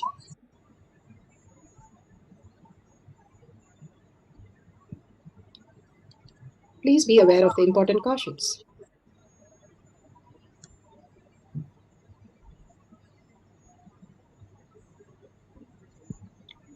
What is power manifestation? Let's hear from Bhagavan himself explaining what is power manifestation. All the 25 states of consciousness, when they happen in you, due to your chemicals and hormones ups and downs, it is powerlessness. When it happens in you, out of your free will and consciousness, it is powerfulness. That's all. When you fall into sleep, it is powerlessness. When you enter into sleep, it is powerfulness. When you fall into dream, it is powerlessness. When you decide to dream, it is powerfulness. So I have added the ultimate powerfulness, Turiyatita, in your whole being and doing. Manifest all the powers. Understand, power manifestation is nothing but cognitive shift. It is not work. It is cognitive shift. Understand? It is just cognitive shift. Science of power manifestation. Science of power manifestation is authentic, time-tested, scientific, and foolproof. Bhagavan beautifully explained what is power manifestation. It is the cognitive shift in us, understanding the higher reality and start manifesting your life from the higher science. And each one can experience it again and again, repeat it. That is why it is called a science. And the evidence that this is a science, from all that Bhagavan has beautifully given the scriptural reference, the eternal unchangeable truth revealed in the source scriptures, the Vedas and the Agamas, Apta Pramana, the experience of the Rishis, Munis, Ganas, Nayanamas, Alvar, Siddhas, all of them are authority of Hinduism, manifesting all the powers of Paramashiva.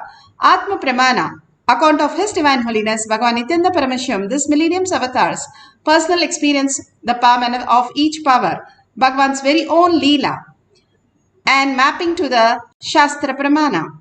Shakshi Pramana, experience of the millions of disciple devotees, followers all around the world manifesting the powers of Paramashiva. Beautifully, Bhagavan has given the Kailash courtyard for each one of us to manifest the higher science, become the superconscious being, the special species that we are.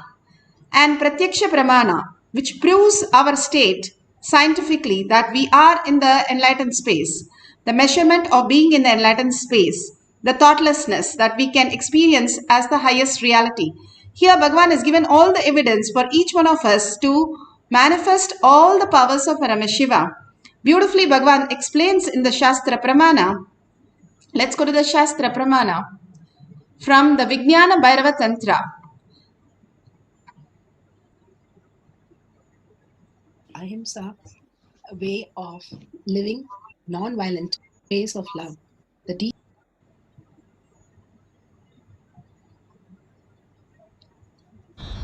The Shastra Pramana for the power of remote vision is taken from the Vijnana Bhairava Tantra, Sutra 63, Dharana 40.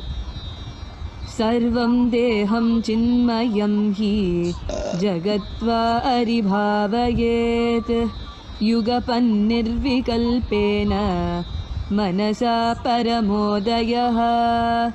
Sarvam deham chinmayam hi jagatva aribhavayet yugapan nirvikalpena manasa paramodayah.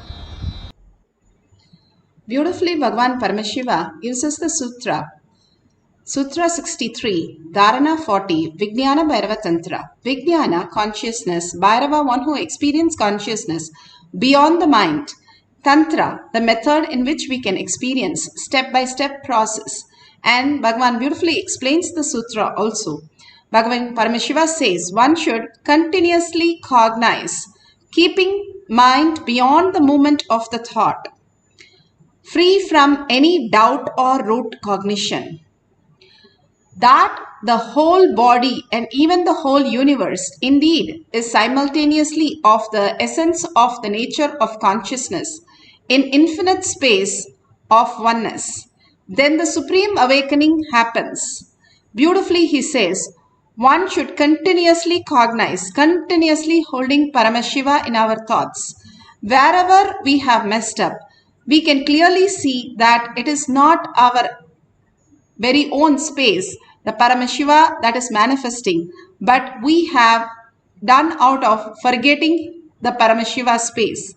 Again and again when we analyze why did we do something wrong or why did we slip in something, is clearly defined how we are running our life without the Paramashiva space and messing up the whole thing.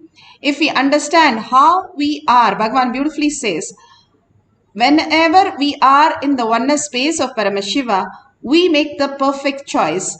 And when we lose the Paramashiva space, we mess up everything. When Krishna was lying down, Arjuna and Duryodhana, who came and who wanted to select the army, and when Krishna opened his eyes, he saw only Arjuna because he was in the feet of Bhagavan, and Duryodhana was at the head. He could not see him, and he asked, when did you come? He said, I came first. But Krishna said, I saw him first, let him choose what he wants for the army. And Arjuna beautifully says, I just want you. Other than you, nothing else is required in my life. And Duryodhana feels he is such a dumb thing that he has chosen that, and he chooses Krishna's army instead of Krishna. And he thinks that the army can win anything. And the leftover, whatever was left over, was given to Arjuna. Even he had given the first choice. Krishna wants to make clear how Arjuna only chose him, not the outer world calculated deals. And simply he won the war. The whole science, how we exist, who we exist, Bhagavan says, if you do not hold the oneness space with Paramashiva, again and again you fall into the delusion and you have to go through the struggle. If you understand how your mind works, literally the Rajasic, Tamasic and Sattva, when Arjuna is in Sattvic vein, he can only reflect the consciousness as his reality. So he won his war. The Rajasic, it's like Bhagavan says, if your driver is totally drunkard, how would he drive the car? That's how you have a Rajasic mind. Then that is how decisions are made. If you have tamasic, even worse, you have a blind and a deaf and a drunkard driver. What would he drive you? And if you have Paramashiva, Arjuna has Krishna himself as a charioteer, how would he drive? The life when is driven from the context that I am Paramashiva again and again from where you existed, again and again aligning to Paramashiva constantly throughout the day. That I am Paramashiva, Parashakti is manifesting my coffee, Parashakti is cooking for me, Parashakti is doing all the things for me. As yourself, Bhagavan beautifully said, when Ramakrishna took the form of Devi, he simply had the physical changes of Devi. To that extent, he lived as a Devi. When Ravana said, if I have to take Rama's space, simply I will become good. I don't want to be that way. Rama does not have lust pattern and I cannot take that. He just denied himself. Each of these spaces that you occupy inside you, Bhagavan says, that is very important who you think you are. You think you are Paramashiva, you will manifest ultimate auspiciousness. If you think I am the greed pattern, I am the struggle pattern, I am the old age pattern, I am the impossible pattern, frustrated, whatever you think and cherish inside you, you reflect that on others and others just become that reality for you. All that you projected is what they are. They are not the reality how they exist. Nothing to blame anybody because it's a projection of you, how you wanted that reality to happen. And after projecting it, after crashing the car, we say, why did the driver drive like this? We let the drunkard, blind driver to drive. We had the tamasic way of life, laziness and boredom. No point in taking anything up and doing contribution to the planet Earth. And then how do our life be? If our life is the reaction of what you exist as yourself, as the reflection. So making sure again and again you align to the higher reality, the Sattva space, the Paramashiva space, the more than that you can experience the oneness space, Shakti Pada, where you start melting yourself into Bhagavan. That becomes the Jnana Vairagya Bhakti. In everything am I doing that. And simply it says continuously cognize and keeping the mind beyond the moment, not letting the mind in and having only Paramashiva space continuously, then free from the doubts that we have. If I keep thinking Paramashiva, will I get my milk, I get my food, I'll get my job? Yes, much better than how we are functioning, because he makes all the reality happen. If your survival needs, the breathing, the food, the brain, everything functions from the Paramashiva space, that you did not bother. But if your outer world detail, you think you have to take it in a hand and try to struggle with it. It is not the struggle. You go on contributing, Bhagavan says. Simple integrity, simple obedience makes it happen. And then it says whole body, even the whole universe, indeed simultaneously of the essence of the nature of the consciousness, in the infinite space of oneness, then the supreme power awakening happens. Beautifully, Bhagavan says how when we are in such a oneness with Paramashiva, then a new reality is opened up where we have the higher intelligence to manifest our abundance, auspiciousness and health and everything in from a different context, different perception, different infinite possibility. And much more, when we wake up from this struggle, we'll be so relieved from all this and we'll have such a gratitude that Bhagavan is taking care of our life completely. And just surrendering to Bhagavan's lotus feet, we can manifest any power.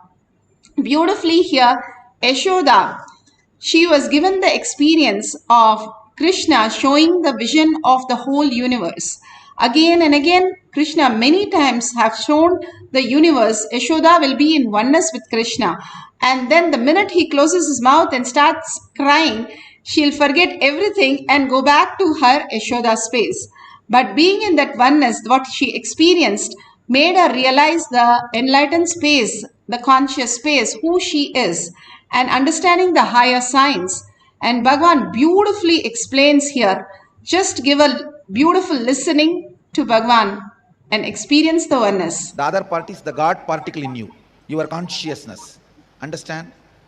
I dedicate myself to your consciousness. I will always be ferocious with your patterns. For your patterns, I am the villain, worst villain. For your consciousness, I am not only the friend, I am you.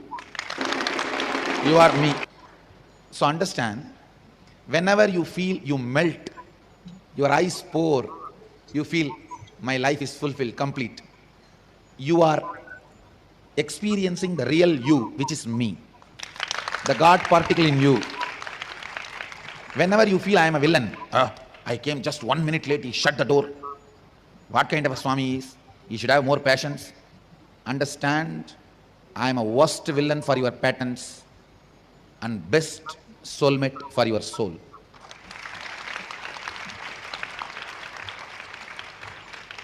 Please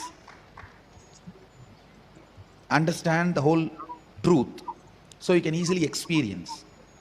The soul, God particle, Kundalini, all these are different words for the same you, the reflection of God in you. That is what I call God particle. That is what is Kundalini. That is what is soul. That is what is consciousness. When that Kundalini is raised in your body, activated, brought not only to third eye, there are 3 points. See here, these 2 points and the exact spot where my kumkum starts. This 3 point is called intra-organ of the eyes. Listen. In Sanskrit we call it Indriya. Eyes themselves are not Indriya. Eyes are different. Chakshu is different. Chakshu means the power which sees through the eyes. So this 2 point and this point where the kumkum is starting. When the Kundalini is brought and kept in this third eye point and connected to all the 3. See now, yesterday when I initiated you, I brought the Kundalini to the third eye. But now I am going to connect it with these 2 points. So when this circuit is opened up, 7 different powers start expressing in you. 1, ability to see through any distance. Means you can lie down in the open sky and see what is happening in the Mars, what is happening in the moon. Ability to see any distance. That's the first power. Second, ability to see through the obstacle. Means there is a wall, you can see what is behind the wall. Third, ability to see the intra-organ. Means you can see your own liver, you can see your own kidney, you can see your own intestine, you can see your own heart pumping. So easy to diagnose. You can diagnose yourself. And ability to see that long distance, means Dura Drishti. You can sit here and see what is happening in your New York home, what is happening in your house in California, or any different places, what is happening. And in distant, what if some person is going through can be seen. Understand? Seeing the place in distance is different. Seeing what the person, for example, it's like internet apps only. If you concentrate on the place, you will see what is happening in that place. If you concentrate on the person, you will see what he is doing. No, nobody can do it. I think I am creating a lot of solutions and a lot of problems for a lot of people.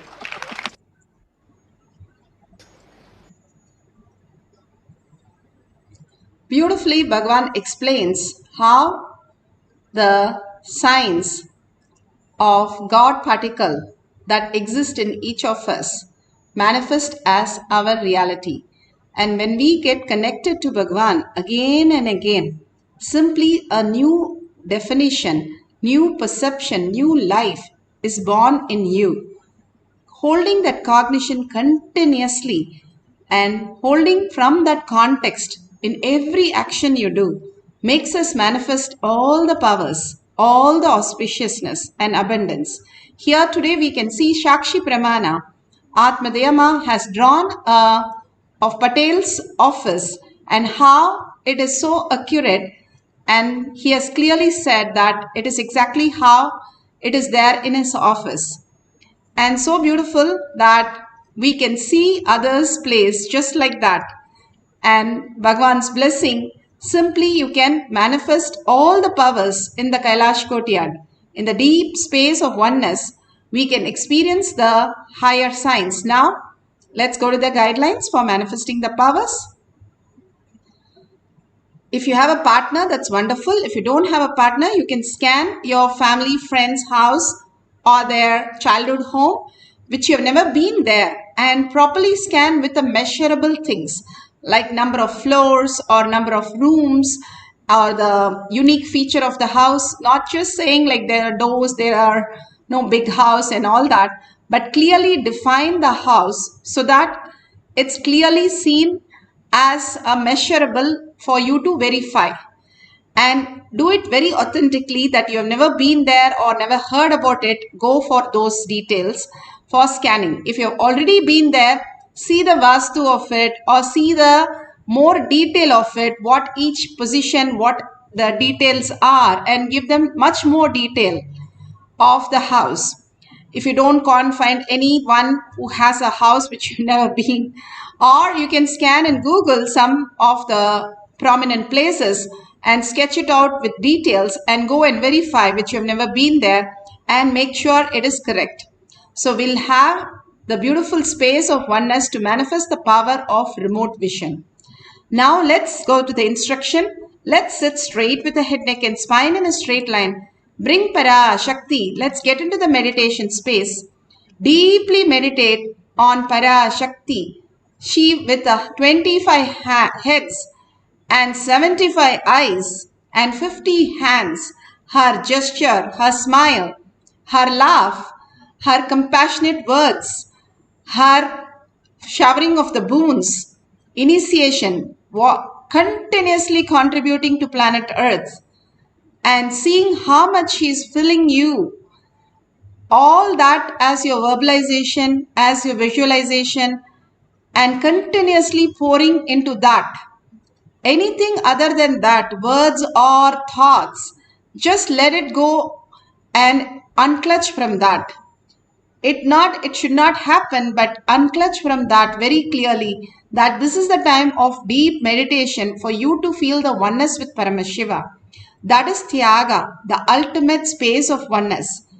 And more you experience the oneness in here, you can take it to your action outer world. And see, in every action you will see Paramashiva. In every person you will see Paramashiva. And manifest ultimate bliss and ultimate oneness. Intensely chant the Mahavakya. And the mantra just becomes Mahavakya when you merge into it. It becomes the Ajaba Ajaba. Without moving your tongue, you can listen to it in your throat. Bhagavan says any of the things which catches the health is from the throat. When you do Ajaba Ajaba, your throat gets so purified with the mantra, simply nothing can touch it. All these great truth and a simple truth makes us manifest the higher signs, all the auspiciousness. Forgetting all these basic things, now we are struggling so much. Now let's entangle with Bhagavan and hold Bhagavan in your third eye. Chant the Mahavakya. Whatever he describes as our prasada, write down all the details or draw the details and let's experience the oneness, and whatever he gives at the end of the cycle, we'll verify whether it is authentically correct.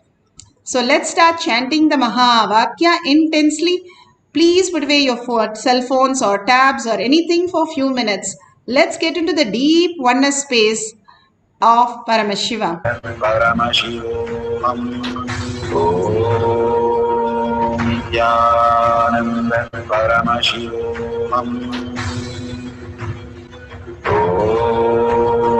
Nityananda Paramashivam.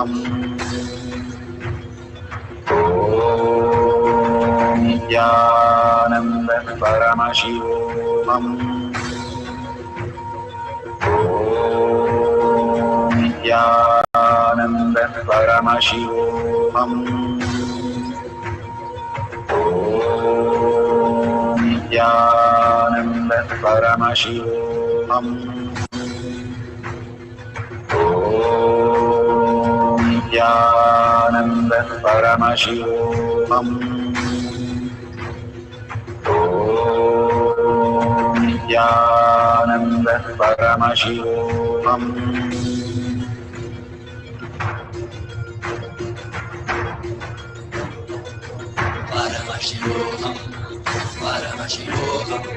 Let Paramashiva's third eye manifest in all our third eyes. Let the Amrita pour, let the Varni open up, manifest in all of us.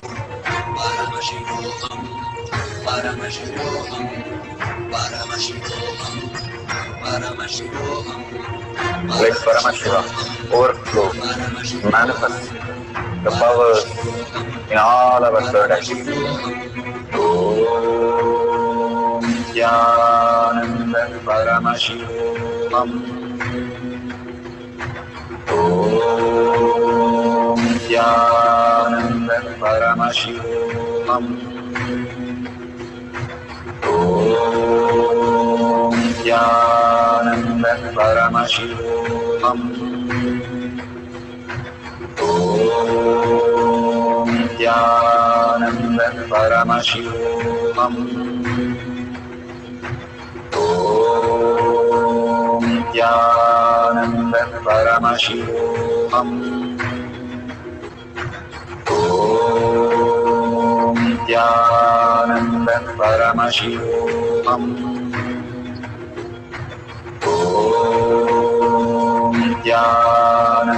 Paramashivam. Om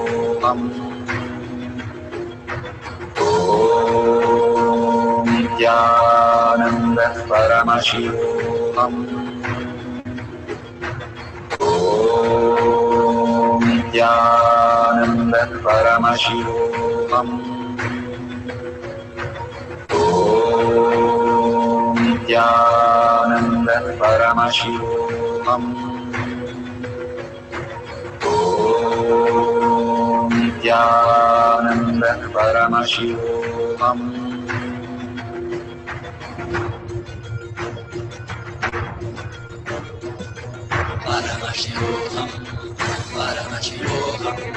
Let Paramashiva's third eye manifest in all our third eyes. Let the Amrita pour, let the Varni open up, manifest in all of us.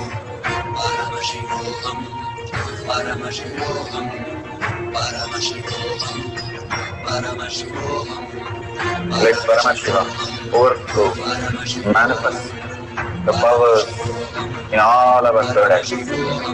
Om Nityananda Paramashivam. Om Nityananda Paramashivam. Om Nityananda Paramashivam. Om Nityananda Paramashivam. Om Nityananda Paramashivam. Om Nityananda Paramashivam. Om Nityananda Paramashivam. Om Nityananda Paramashivam. Om Nityananda Paramashivam. Om Nityananda Paramashivam. Om Nityananda Paramashivam. Om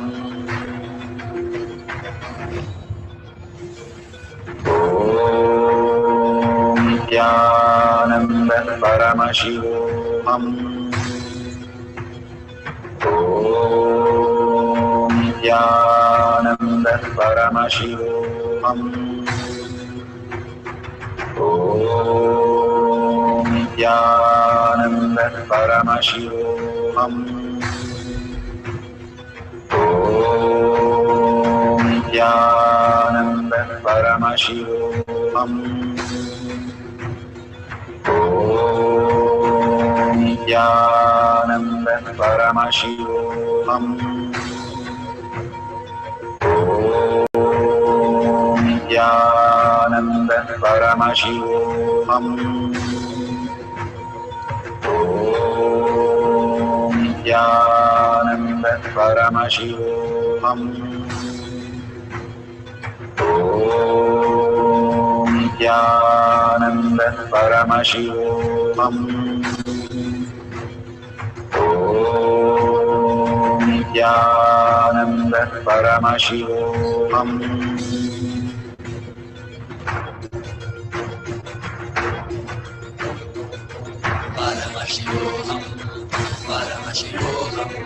Let Paramashiva's third eye manifest in all our third eyes. Let the Amrita pour. Let the Varni open up.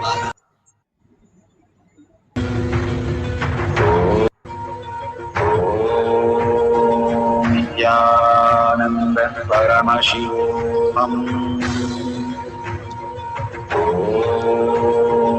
Nityananda Paramashivam. Om Nityananda. So beautiful that the first cycle we experience the oneness with Paramashiva.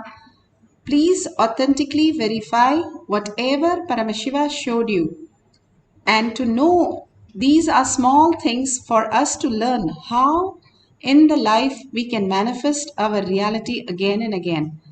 Beautifully, Bhagavan teaches like step 1, step 2, step 3 and makes us such a beautiful space of consciousness. Paramashiva himself. That is what Bhagavan says. If you give me your eye and your mind, I will give you my eye and my mind. If Krishna is allowed to become your charioteer, and what happens to Arjuna?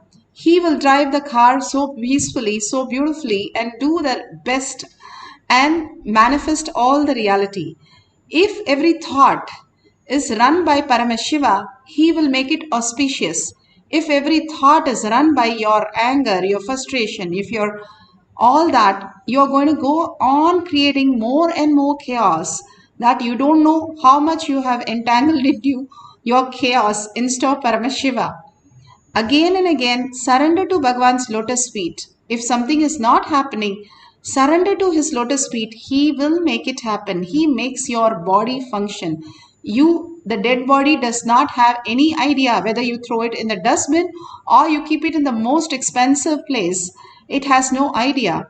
You experience everything is because the Paramashiva in you continuously, which is breathing, which is manifesting your all the function in your body. Bhagavan says you can see your own intestine and your own kidney and heart. First time in life we can see our own body. Even our face we can have to see only in a mirror.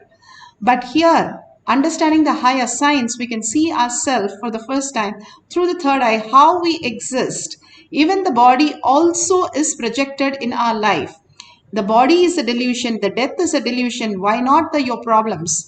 It is only a delusion, a dream. Unclutch from that. Let go. The Bhagavan beautifully says the monkey will hold on to the banana and not let go. Because of that, it will get caught and somebody will come and tie the band and go. If the monkey leaves the banana, simply it would have got relieved and it would have moved on. The same way we go on holding these things and making a mess of our life. Like Bhagavan says, the Zen people have their, outside the house, they have a grass. They have to walk on the grass every day and the footprint should not happen. Only the man leaves the footprint on the earth and he goes in flight, he makes the mess there also. If he goes in the water, he makes the whole ocean a bigger mess. All the incompletion is reflected in all these things. If the elephant walks, there's no marks on the foot marks. or the bird flies, there's no foot marks, or Bhagavan says the fishes swim, there is no foot mark. It is so beautiful. By nature, we don't have to leave these footmarks. Because of our incompletion, the residue in us constantly sitting on us and only reacting as our life. Again and again, unclutch from that and hold Paramashiva. Again and again, when we do it, after some time, we just get in oneness with Paramashiva continuously and manifesting higher signs. What you're soaked, that is what is your life. Bhagavan says, what you eat is what you belch.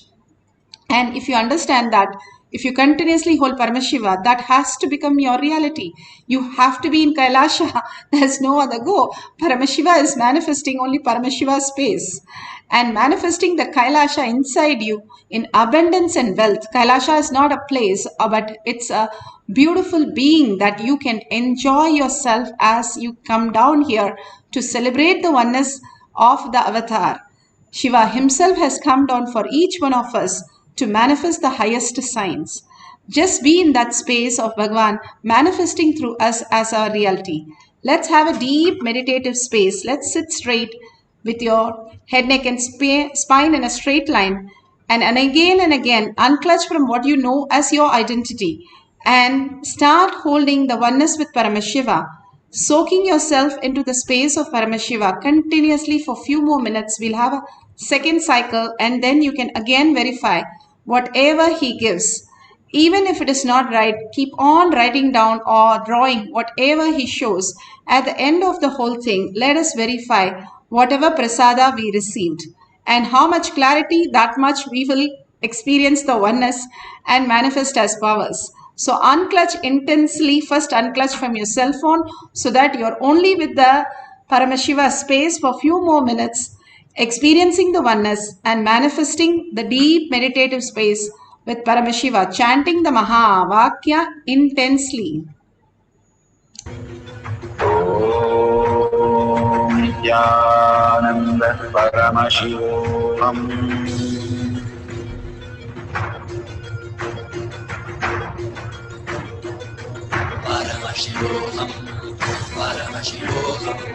Let Paramashiva's third eye manifest in all our third eyes. Let the Amrita pour, let the Varni open up, manifest in all of us.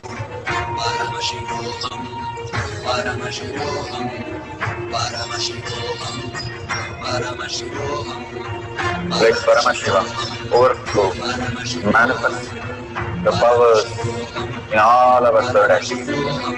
Om Nityananda Paramashivam. Om Nityananda Paramashivam. Om Nityananda Paramashivam. Om Nityananda Paramashivam. Om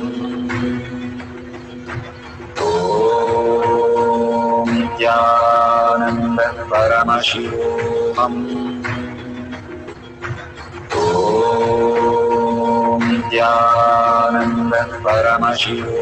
Om Nityananda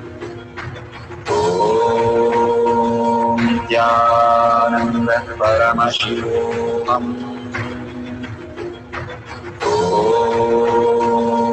Nityananda Paramashivam. Om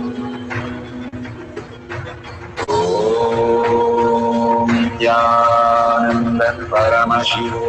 Om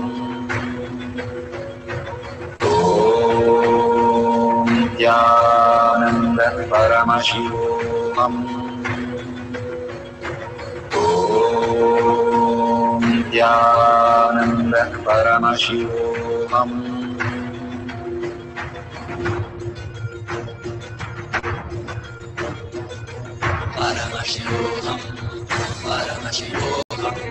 Let Paramashiva's third eye manifest in all our third eyes.